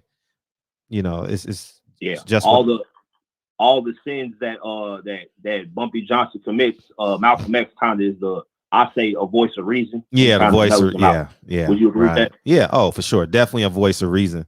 Definitely a voice of reason, and I think all those characters are extremely different in their core values, and I think that's why the show is so beautiful. And now Malcolm's the woman that loves Malcolm, now she's starting to flourish now. Like, she's really opened up. She's really blossomed in the last 4 episodes. And I think she's going to take on a major role. She's going to be the intel for Malcolm, and the pain that she's going to have when they kill Malcolm. Oh, it's going to be, oh my God, when they murder Malcolm, excuse me, it's going to be insane. You know, that's going to be a tough episode. That's going to be a painful episode. Especially if you watch every episode and you've seen her grow into her role. You know, it's it's you talking about Bumpy's daughter? Yeah, Bumpy's daughter, Bumpy Johnson's daughter. Yes, Bumpy Johnson's daughter. Yeah. Okay. Yeah. Godfather Hall is the best ever. I changed my cable provider. Yeah. He says Bud Porter is a 10 times better fight than EJ Danny. I agree. I think it's a great fight, but they don't have a brand. Yeah, like I'm not discrediting the fight. You gotta be able to sell the fight. You gotta be able to sell the fight. You know, I don't see them selling it. I mean, not unless Floyd Mayweather promotes it. You know, maybe TMT does a purse bid on it. I got one more thing for you. Yeah, go ahead. What you think of first of all, what you think of Jake Paul giving up his salary for Amanda Serrano and what was I gonna say? And what do you think Oscar Valdez testing pissing hot? I think it's a team issue. I think all of them. I think all of them are on it. Did you see Andy Ruiz? Dog, come on, dog. Like it's just. I mean, sometimes you're doing a little too much. You know what I mean? God damn. I said Ryan Garcia was pissing hot and on the Boxing Voice. And he was like, no. Yeah, man. Man, I work out every day of my life, man. Not every day, but most days. And I know the evolution of a body at 43, 44 years old. Like, it's no way. It's no way you're going to convince me that that's normal. No way. No way. There's just no way in hell. No way in hell. So, Man, the only clean fighter in that gym is Canelo, man. I don't know what y'all talking about. Oh man. Oh man. The cleanest thing in the gym is the sanitizer. That's it. They all dirty. They all dirty, man. Man. Good luck, Caleb Plant. Good luck, Caleb Plant. Yeah, but lastly, what'd you think of Jake Paul giving up his salary? Yeah, I think it's incredible. I reached out to Amanda Serrano to confirm the story. I really want to know if it's true or not, because people said, "Oh, it may be fake." So I just want to get confirmation that it's real. I'm gonna tell the story as if it's real. But I want confirmation from somebody. I genuinely want confirmation from someone so I can I mean, it's just an incredible. It's incredible what he did. It's incredible to give up $1 million. That's a lot of money. Yeah, that's a lot of money. Yeah, you know. So. And they gave Tommy Fury $729,000 in a 4-round fight. Isn't that crazy? Isn't that crazy? Yeah, that's crazy, bro. Yeah, that's crazy. And then gave the girl 40,000. Yeah. Nah, she's a 7-division world champion. Tommy Fury, bro, he only had 12. They say he only had 12 amateur fights, and every fighter that he had was a losing record. Makes sense. I didn't watch his fight. He put me to sleep, bro. Yeah, it wasn't nothing. Oh, really? Oh, okay, good. Yeah. Good. The whole card was really bullshit, except the Montana Love and Ivan Barechek fight. I like that fight. That's the one fight that I did see. And I watched a little bit of Amanda Serrano, and then I watched the main event. But I got disinterested in the main event. Yeah, yeah. I think they're gonna try to feed Montana Love to Gervonta Davis, especially because they sparring session. But that's just, you think so? Yeah. It makes sense. Makes sense. He's a 140 guy though, right? Yeah. Yeah, that's a good fight. That's a good fight. You know, coming off a sensational win. Yeah, they'll try. Tank said he coming back in December. He ain't coming back in December. Yeah, it's next year. He coming back next year. The budget don't make sense. Fighting Rolly. They say he's rumored to fight Rolly Romero. Yeah, I know. I think Rolly's gonna get knocked out. Oh, he's gonna get be quick. It's gonna be a very quick fight. I predict Rolly to lose, but I don't see him fighting. I don't see Tank fighting this year. You say you don't? No, I don't see him fighting this year. Why not? Because there's no room. One, is no room, and I think the budget is done. I don't think so. It's just what I believe, though. I'll be happy to be wrong because it's a fight. I want to see Tank fight again, but I don't think he's getting in the ring again this year. He said October, right? Who told you he was fighting in October? Leonard Elby? He don't know shit about scheduling. He don't know nothing about budgeting. How the hell was he gonna fight in October and Deontay Wilder's fighting October 9th? Come on, man. Let's just have common sense. Oh, you gonna fight in October, man? I told y'all he ain't fighting in October. He ain't fighting in December neither. He only has 1 week to fight in December. That's the first week of December. I don't know if you would take that risk with Tank.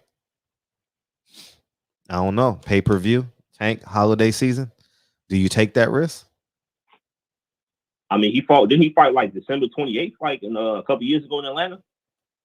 But that was not pay-per-view. That was December 26th. I was there. Uh-huh. Mm-hmm. Oh, okay. Yeah, you're right. It's not pay-per-view. Yeah. So do you take that risk? I mean, we'll see. Yeah. But that's my call, sir. I'm back in the chat. Appreciate you. Yeah, Tank did 200 buys. Okay.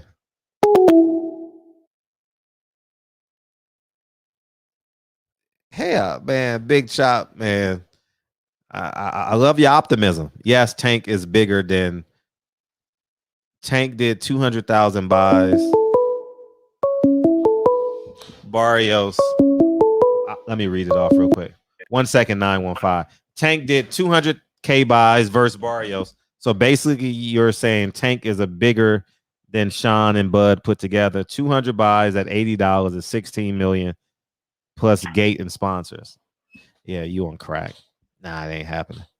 It ain't happening. Yeah, Tank is a bigger star than both of them combined on in the pay-per-view market. I believe so. You got to show me. You got to show numbers to disprove it. Put their pay-per-view numbers up, and we'll go from there, and we'll disseminate. What's up, 915? Fred, what's going on? Hey, how you feel? How you feel? Sam, doing great. Loving the conversation. I'm glad to see y'all were going into the great world of Godfather of Harlem. Oh yeah, I don't know if you're familiar with some of the writers on that show. I am not. The guy by the name of the guy by the name of Moses Vernu. I hope I'm not pronouncing his name wrong. He's one of the writers. He's done several shows. I think American God, and he had an independent show which was on YouTube initially. Had so much traction on YouTube. Tidal picked it up. It was called Money and Violence. Oh, he's the writer? He's a writer on that show. I love Money and Violence on YouTube. Loved it. Yeah, and I was so upset when they kind of fell out and disbanded the show. He actually made his writing, and I know you would be able to appreciate this as a production guy. He made another show after that called The Spot. I think it was like his brother or somebody. They filmed the entire 8 or 9 episode show on YouTube, but I didn't realize it was in one room. Wow. It was so complex. And I hope you get a chance to look at it just by what you did with your film. Yeah. But how he filmed the entire thing in an apartment. And I'm like, wow, I didn't realize it to the end. But he's such a tremendous writer. And I hope you do. I mean, I'm sticking with that show. I kind of think you're a little bit skewed when it comes to the Malcolm X thing. Yeah, sure. I don't think he's going to make it past.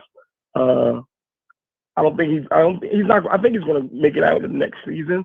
But there's a lot to go with Bumpy Johnson. Yeah. You can go. It's still the Sam Christian angle with the Method Man character that they didn't. He's the only one that got away. Mm-hmm. And if you are familiar with the underworld. Sam Christian was the head of the Philadelphia Black Mafia, and that was a whole nother genre that they can go to. And I also feel like being with he does a lot of what do they call it? I'm not a film guy, but a lot of flashbacks. Still, one of those seasons they're going to go back to Bumpy Johnson's time pre arrest with the like Stephanie St. Clair and the Dutch Schultz and all that. That show has so much material, source material they can go to. Even though I'm going to be sad because when they can Malcolm X's death is literally coming. When they introduced the court hearing between the nation and Malcolm X about the home, like damn, it's coming. It's like okay, but you do kind of really feel you feel sorry for Atleast and Bumpy because those more so in that he does an excellent job writing. Directing, not just him, but the other people on that show, making you literally feel the connection between Bumpy Johnson's daughter and Malcolm X. Isn't it powerful? Even so much so is even more powerful than the one he has with his own wife. Yeah. And then it's like, I'm like, damn, like, I know that's Betty Shabazz, but you're like, okay, well how's Elise going to feel? And that's a really good show. I'm glad that a lot of people are really getting a chance to get into that show, being as though it was produced by so many good African American writers, directors, and just being able to just sit there and have a show that we can look forward to on a week by week basis and literally cliffhang off. Yeah, man, it's sad we got to wait another 6 months now, right? Yeah, and the thing is, it's like okay, I'm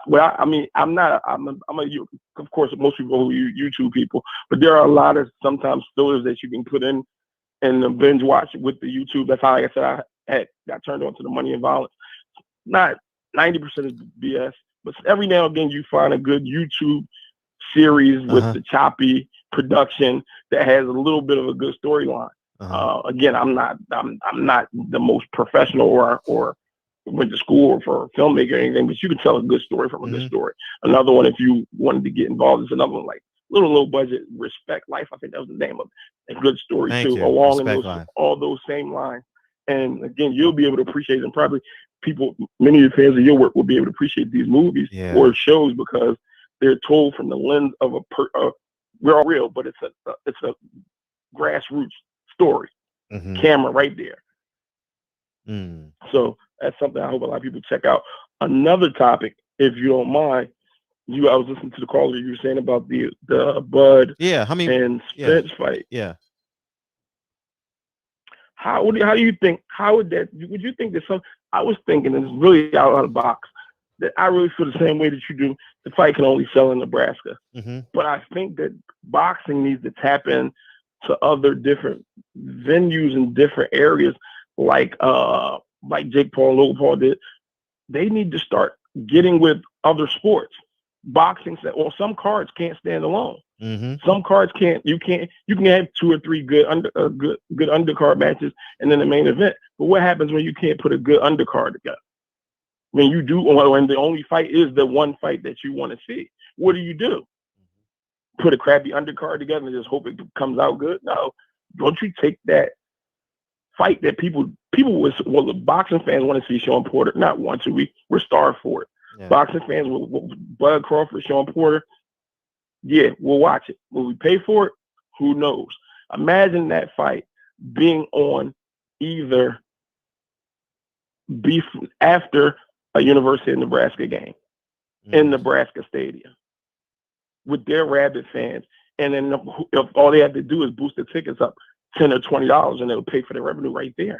Because nobody's going to come to the show anyway by itself. Right.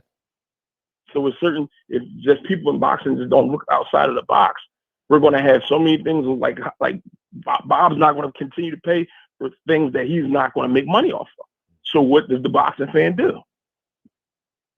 So the only way we can get these fights that we want to see, like you said a few minutes ago, the model that PBC had with the free fights was a good model, but they changed horses in the middle of the race, and people didn't change with them.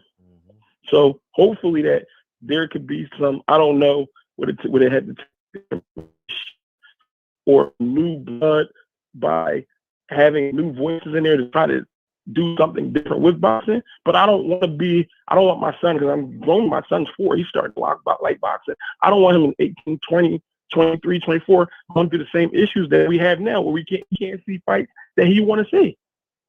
Or fights, they're still going to continue to do the same thing if the business model doesn't change. Right. We won't get the fights that we want to get. Life happens no matter what. The fight we did want to see that happened with Earl Spence and Pacquiao, life happened. He had a problem with an eye. We seen a fight that we didn't want to see with Ugas. So now Ugas beats Pacquiao. Even though Pacquiao has a built-in fan base, who wants to see Pacquiao again, really? Even if it is against Spence. I don't think no one's going to pay for that fight now. That's a fight you would have to put on TV, even though Earl Spence has his built-in fan base, and so does Pacquiao. But that's a fight that I don't want to see because it's been tainted. So I feel like this boxing just needs a whole new influx, and that's why when I watch the show, sometimes when you had Bob on, I'm like, damn, maybe Bob listens, maybe he hears, but he's so entrenched into what he's done. He's not changing. Bob ain't changing. Exactly, it's worked for him for decades. Why would he change now? Right. There's no reason to. And even after Bob's retired, who and someone takes over, who's going to change the business model? Not him, not the people who work for him. I'm pretty sure he'll have some type of mechanisms in place where it'll be ran the same way even after he retires or goes on. So what do we do to change boxing to get the fights that we want to get? Just have a wholesale shift and just say we're not watching it anymore? It's not going to happen. Right. And it's frustrating for the fans because then what do we do? What can you do? We want to see a boxing match. Anytime that we have conversation. It's built in a core group of boxing fans that want to see the upper echelon fights, and they're getting fed dog food after you're going to, it's like going to Ruth's Chris. You know you're about to get a 5-star meal, and they put out dog food and then come out with the bill for the same price. What is it that we do, Fred? How is it that as boxing enthusiasts, fans, as a community in general, how can we change it? Pull your money out. Do what I'm doing. I'm not paying for no pay-per-views. Let's be honest. Who really pays for pay-per-views now? Yeah, don't go to the fight. Don't give them your money. Keep your money in your pocket until they give you what we're supposed to get. Well, how many times can you tell? How you can't tell everybody that, because what happens when they go, oh, a friend of mine invited me to the fight, or I got some tickets that they gave away for free. Oh, I'll just go just to see a sloppy show, because if they're going to keep, it's just boxing's on a decline. Where do you see, where is the sunshine on the horizon? Is there going to be a brighter day anytime soon? What do you do? Besides, what can you do? Can you tell the fighters to do, or the promoters to do something different? Because even though we get together as communities, as a community, as a subgenre, as urban boxing fans, what do you do besides sit here and talk and commiserate around amongst each other and talk about what we don't like, what we do like? Yeah, that gives us something to galvanize as fans, but we still don't get the fights. We still come and talk. We still watching your show, Fred. We're having a conversation about how bad the fights are. It's like, it has to be some type of wholesale change. And I'm really trying to think, would it just work with taking our dollar away? Because of course it would. Yeah, hell yeah. Well, let's just look at that. Just in general, every fight, the last 5 fights, major fights, minor fights, mediocre, whatever. You said you're taking your dollar away from it, but you've seen the fight. The streaming services and people bootlegging fights has taken and changed the game tremendously. So when you have nobody buying the fights but still seeing them, and then you only have a fraction of the people buying it, that's still, and people are taking our dollar away in a sense, but they're still not there. Oh, maybe we need to give them something different because the pay-per-view numbers aren't there. No, we won't, because what we did based on what we want to do, this isn't it. I'm trying to put this side, A side versus B side, and we're only getting 200,000 pay-per-views. They're not going to change. Do we just turn off everything, or does boxing just need, everybody needs to be fired? They need to bring one conglomerate to manage the entire thing of boxing, even though it won't happen. But is that something that could change everything? Nah, just stream it. Stream your fights. Stream your fights. That you're not telling me nothing that nobody's already doing. No, but I'm talking about stream the free fights. Yeah, that's what I'm saying. Is there anything what fight on the horizon, or what fight that you've seen in 2021 would you have picked? Say, you know what, I'll pay for that fight, or I'll pay for it again. Only fight that I'm willing to pay for or willing to spend my money to go to would be a Wilder fight. And after that, that's it. So one fighter out of 1,000 at a heavyweight division, one fighter out of 20 top tier heavyweights that I'm willing to spend $100 on, which I bought his last fight, Fury 1 and 2, or go to see the fight and spend $400 or $500 on a ticket. But that's one fighter. And even with that, we still can't get the fights that we want when it came to him, because guess what? Let's hope, which I believe in my heart of hearts, Wilder is literally going to beat dog shit out of Fury. Literally. What happens after that? Does he get the undisputed fight? We all know he doesn't get it. It's going to be the same. And once he gets the belt, it's going to be the same thing. I'm trying to get one face, one name, one champ. A fight that's been in the works for 5 years. And I might be wrong, but when will we get it? Now, we done took our money away. We done added our money by paying for Wilder pay-per-views, going to Wilder events, and they still don't give us the fights we want. Gotcha. Get off the phone. But appreciate you. I'm off. Appreciate Thanks, you. Fred. Good to talk to you. Definitely check out those. Yeah, Money and Violence was extraordinary, and I'm going to reach out to that writer because I actually followed him on Instagram and didn't know he was a writer on Godfather Harlem. So thank you. I'm not telling you what to watch. Check that shit. Just the joint out is called The Shop. Check 1 or 2 episodes out. Yeah, and you'll appreciate his writing just in that room. Okay. Yeah. So, in fact, I'm going to actually take a look at your film again because I wanted to show somebody. So, thank you. Thank you for sharing. I'm appreciate you. No problem. Thank you, bro. Peace. Marky Dan 1 2 3. Come over to UFC. They don't treat fans like shit. Where can a business treat its customers like absolute crap and we keep coming back for more? That's where I'm at with it. That's exactly where I'm at with it. We should get in a space where we're only taking from boxing. Fuck boxing. Fuck boxing, man. Only when you're when it's doing something for you. Check these cards out this week. I just found out PBC had a card on yesterday. I just found out today Conor Brendan's fighting Adrian Granados. You know, so I don't know. Whole bunch of BS. You know, so I ain't on it. But so big homie, Coop, you've changed my mind. I think the cap is 150,000. Instead of 100, I think the most they can look for is 150,000. So Big Chop, you've raised my expectations. I think 150. 150 is the absolute highest they could do for that fight. They can't do more. There's no, it's just impossible. It's impossible.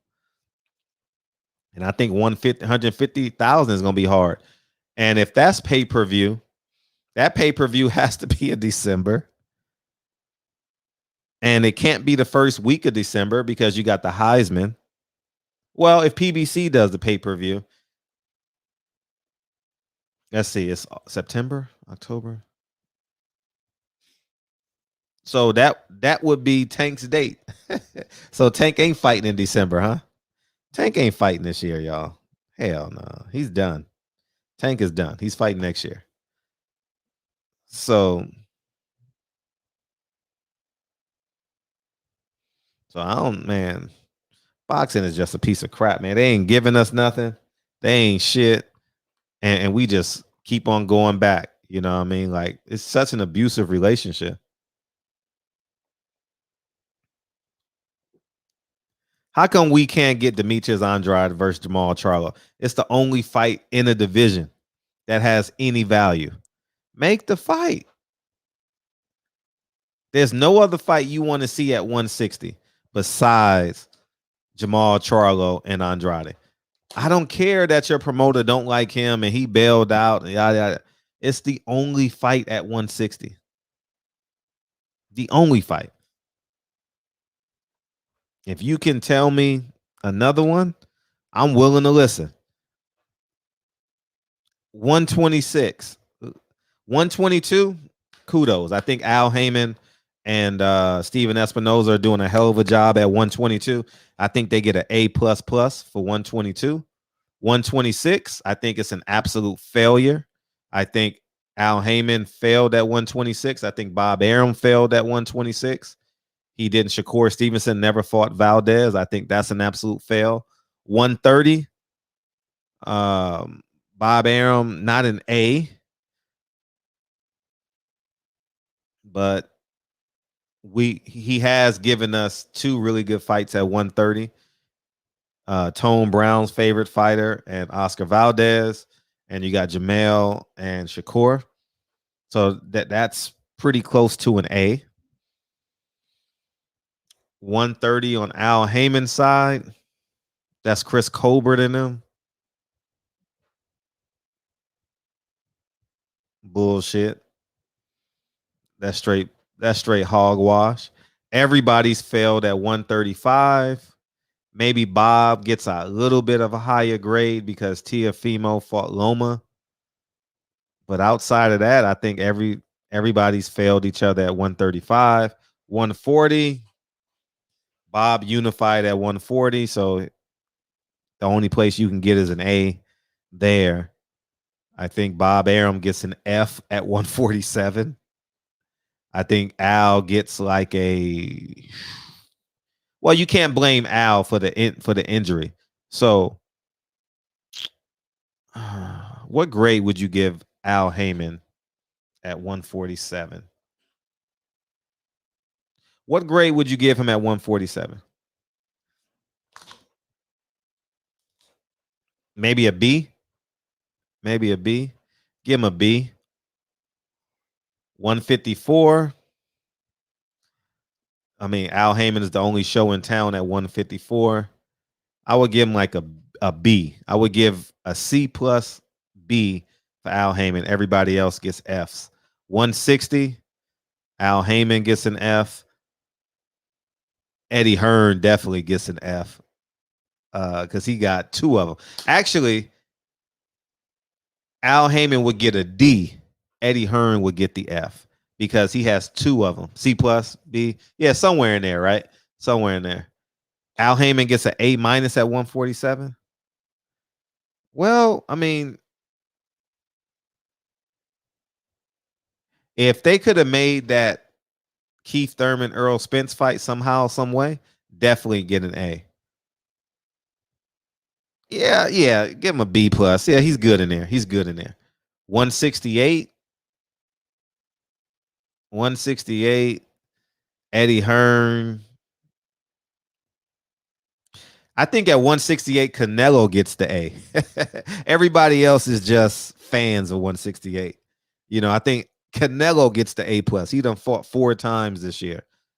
I don't think it has much to do with Eddie Hearn, but he's put on the shows. So, I mean, he gets the A. Bob Arum. Al Heyman took the bill.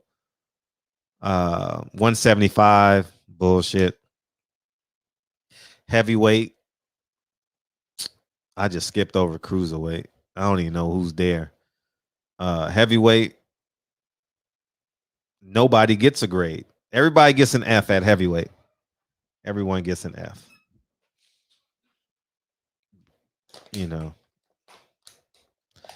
Ain't no fights happening.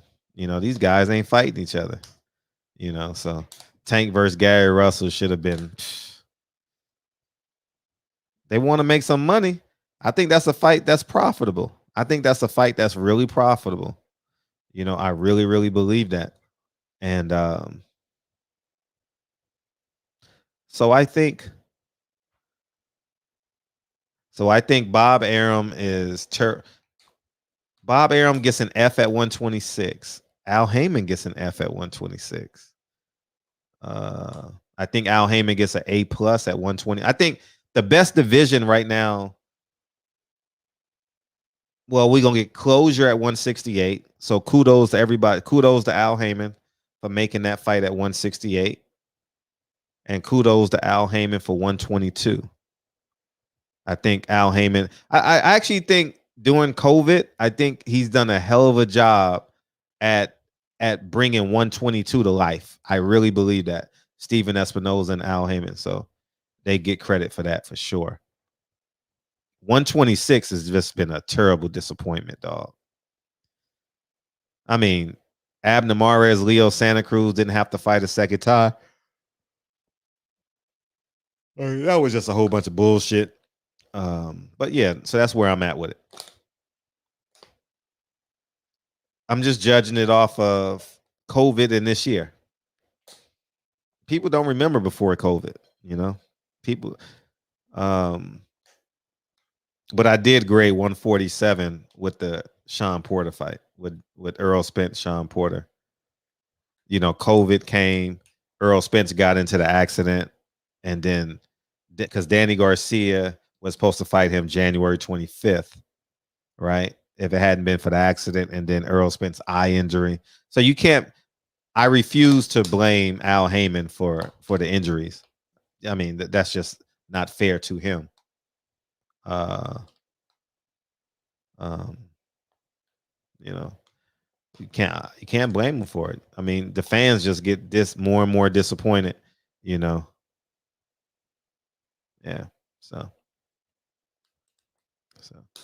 y'all don't Y'all don't forget I gave Al Heyman an A++ for 122. All right. Since y'all think I hate him so much.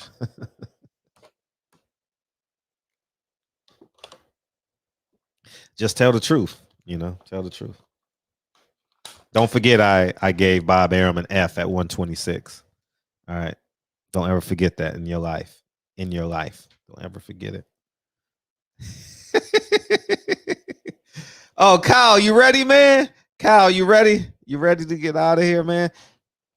You ready? But in the meantime, before we go, we got to watch that trailer one more time, man. I think this film is incredible, man. Y'all got to tell y'all friends. Y'all got to tell y'all friends to watch this incredible film called 9 Wise. PBC gets an E at 118. But everyone, they get an E. Oh, man. PBC has a card on the 18th and the 19th. I don't know who's fighting on the 19th, but they not investing no money. So it's going to be a lot of young fighters. And sometimes,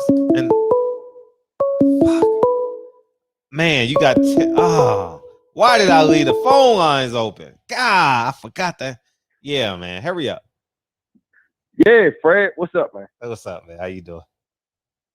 Doing good. Hey, Fred, what's up? You gotta put the feet, the foot, the entire body to the fire. Mm-hmm. Oscar Valdez. Oh, for sure. Go ahead. Oscar Valdez. I hope you hear me, or his fans, Team Valdez. This is it for you jokers, man. This is it. This is it. I don't want to hear no excuses. Literally, when you sign up for the WADA, for the WADA, for the VADA, they give you a list of things not to take. They give you a list. It's been exposed for a long time. They give you a list of things to stay away from. It's not like they say, hey, sign this paper and try not to pop hot. They give you a list of things to avoid. Y'all are professionals. This is no excuse. I've seen the excuses online, Fred, and it's pissing me off. It's making me mad. Fuck that shit. Just like y'all did what y'all said about Earl Spence. Y'all didn't give him the benefit of the doubt. We not gonna give him the benefit of the doubt. That team needs to be investigated, Fred. There needs to be a magnifying glass on that fucking gym. It's over.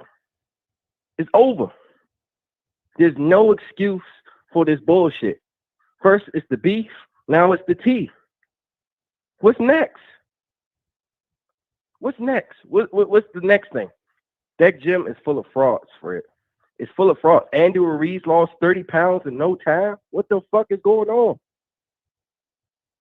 If I was a fighter working out at that gym, I'll leave that shit immediately. Here, you can have my membership. I don't give a fuck. Here, you can take my Canelo boots that he gave me. Here, you can take that shit. I don't want no part of that shit. I respect clean fighters, Fred.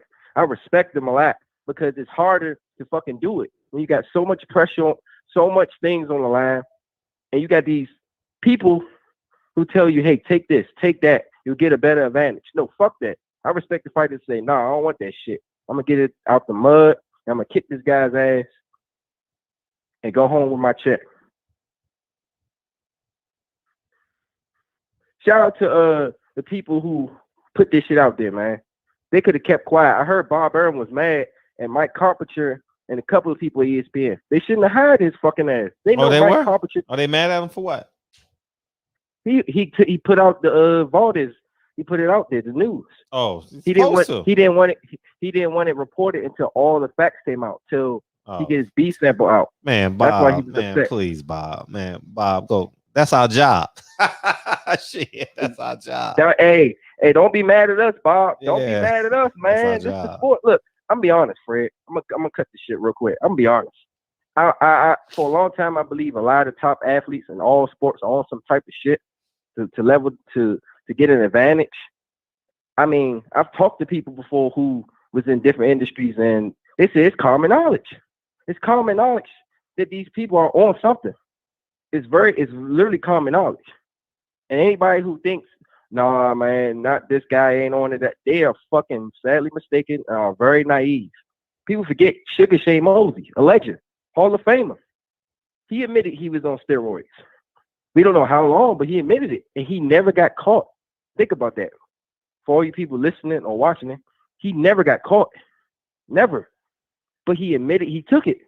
Lance Armstrong's another one. How many of these fighters or even athletes in general you think were never on or have never taken some shit to get an advantage when millions is on the line? Y'all need to wake the fuck up. Some of y'all are very naive and thinking one fighter is dirty and the rest of them aren't. It's a lot of dirty motherfuckers in this sports entertainment game. I already said this before to some people. They either need to just let them do PDs on all level playing field. Let everybody do it. I don't care how low a fighter you are or whatever. Or just lifetime ban their asses. Like they did Panama Lewis. Lifetime ban. Because this is why boxing is a joke and why guys like Jake Paul respect to what he did. But the truth of the truth, he could just get into the game and do what he do with no drug testing until the day of the fight and afterwards. It's sad, Fred, man. We as boxing fans should be lucky there ain't a lot of Jake Pauls around, or we'll be in trouble. We'll have to watch a bunch of these YouTuber celebrity socialites getting in boxing and making money, and while real boxing dies out. We should be thankful it's only one Jake Paul. Imagine it was dozens of them. And there's nothing we could do about it, because guess what? As you told me before, the executives and the networks bring the money to the promoters who give it to the fighters. But Oscar Valdez, man, you dirty as shit, man. You can't blame it on no fucking teeth. That's an excuse. Just come out, say you was dirty, you cheated, get your ban, drop the belt, and get the fuck on. Because you ducked Shakur Stevenson, which a lot of people don't want to talk about. You ducked Shakur Stevenson. You didn't give that kid a fucking chance, an opportunity. You want to fight some dude I never heard of. What's his name? He's supposed to fight? Robinson, what? I don't even know. Concessions? What the fuck? Shout out to Jamel Herring, man. I know he's going to lose that fight against Shakur Stevenson, but shout out to him for being a real warrior who didn't duck no smoke. He fighting Shakur Stevenson. Somebody involved that should have been fought. I'm not going to take my foot off their necks, Fred. Just like I'm not going to take my foot off the WBA's neck. They still going to get their foot and their whole body to the fucking fire. We not going to stop. This is bullshit. Can you imagine if Devin Haney got popped? Can you imagine, Fred? I don't give a fuck who Oscar Valdez with. He needs to be lifetime banned. If we're going to take this shit serious, ban his ass for life, like they did Marion Jones. Took her medals, everything. This is why it's hard to find real boxing fans nowadays, Fred, because they don't know what's going on. They don't know how these athletes keep getting popped and they can still fight. They banned Jarrell Miller for 3 years. That whole gym needs to be investigated. Ryan Garcia, lying ass, Andy Reeves losing 30 pounds so quick. All of them. I don't care what they look like. The what do they call them? The Ellis brothers. All of them. Eddie Reynoso too himself.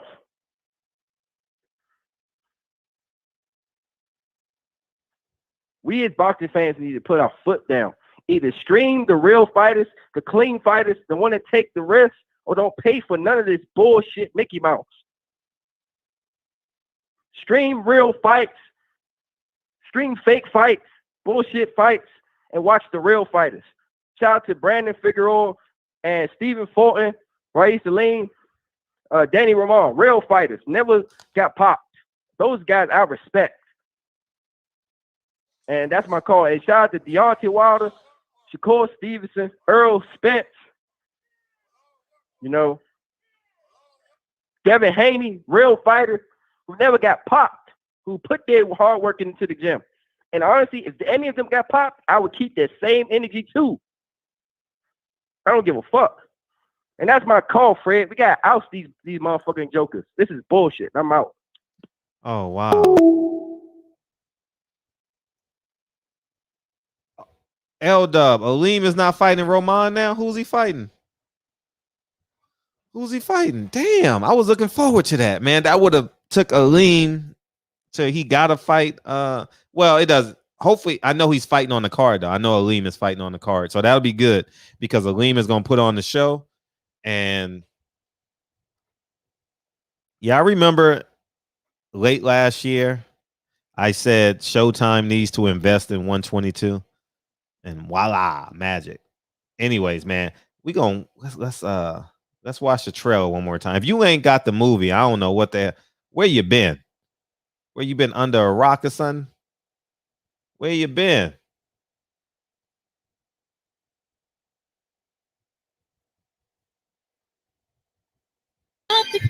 Oh, my bad. That's not it.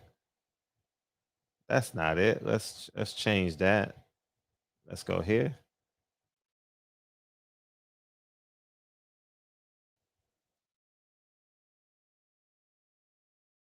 Nine Wives trailer. How about we do this? Lemonade Renters Insurance covers your $1 million t-shirt, $1 million sunglasses, $1 million MP3 player. Allahu Akbar, Allahu Akbar. Good evening, messenger. Allahu Akbar, Allah.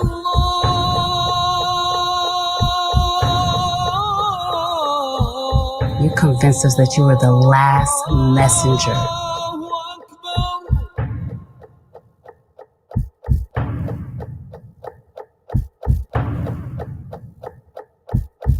How many other bastard children do you have? How many? How many? How many? Hey, so click the link that's pinned up in there. Anyways, yeah. So we're going to get out of here, man. Somebody got to say somebody. Anybody. Since DB ain't here. Somebody got to tell me to play the song. Somebody got to tell me. Somebody got to tell me. Fred looking at YouTube receipts, nigga. Yeah, man. Play the fucking song. There you go. Appreciate you. Hey, Chante, man. Wow. Thank you, Chante, for coming in the barbershop. We went all around the world. Same song. We went all around the world today, man. We went all around the world today, man. Chante so eloquent.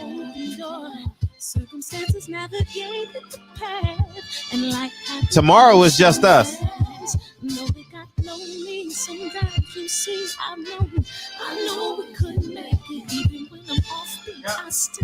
Tomorrow was just, so maybe we'll bring this subject back tomorrow. We'll see what's going on tomorrow in boxing. Or maybe it's just gone, you know.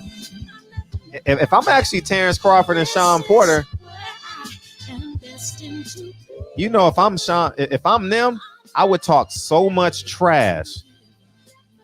Okay, this is how we're gonna prove that they listening to the show. After this part, likes to play with no rehearsal.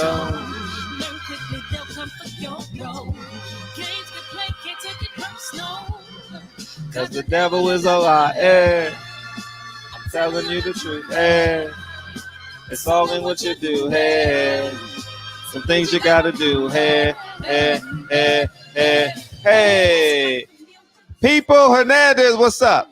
If I'm them, I talk the most trash on social media to one another to get the fans hype, because I think the win got taken out of the fan sales today.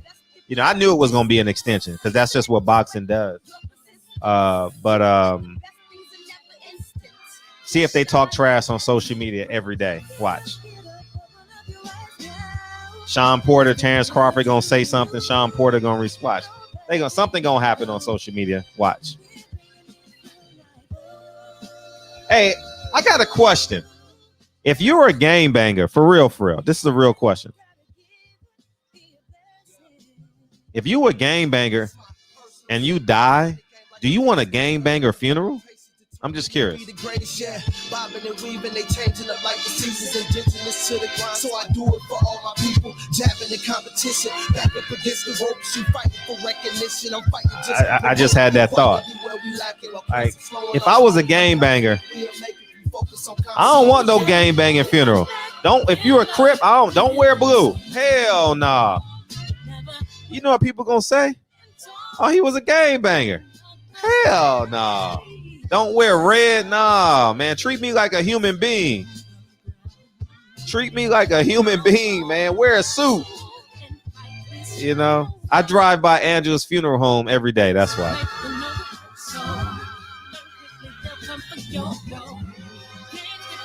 Take it personal, because the devil is a lie. And it's all in what you do. Some things you gotta prove. hey, love y'all, man. If you having a gangbanger funeral, like think about it. How can you get to heaven? Because heaven is based off your heart and your deeds. Nah, man, I don't want to be remembered for gangbang. I want to be remembered for serving my community. You know what I mean? But you know, it is what it is, man. Love y'all, man. We'll talk about that tomorrow. You know, barbershop conversation, man. I love y'all, man. Click the link, buy the movie. I appreciate y'all. Thank you guys in advance, man. Tell a friend. Thank you, Chante. I appreciate you coming in. Kyle, appreciate you crying again. Appreciate it. No, it's not based off good deeds, but you got to love God. God is love, right? You got to accept God, put him in your heart, which will in turn, you will do good deeds. You will be a good person, right? That's the, anyway, we'll talk about that tomorrow. Remind us talk about that tomorrow. Love y'all, man.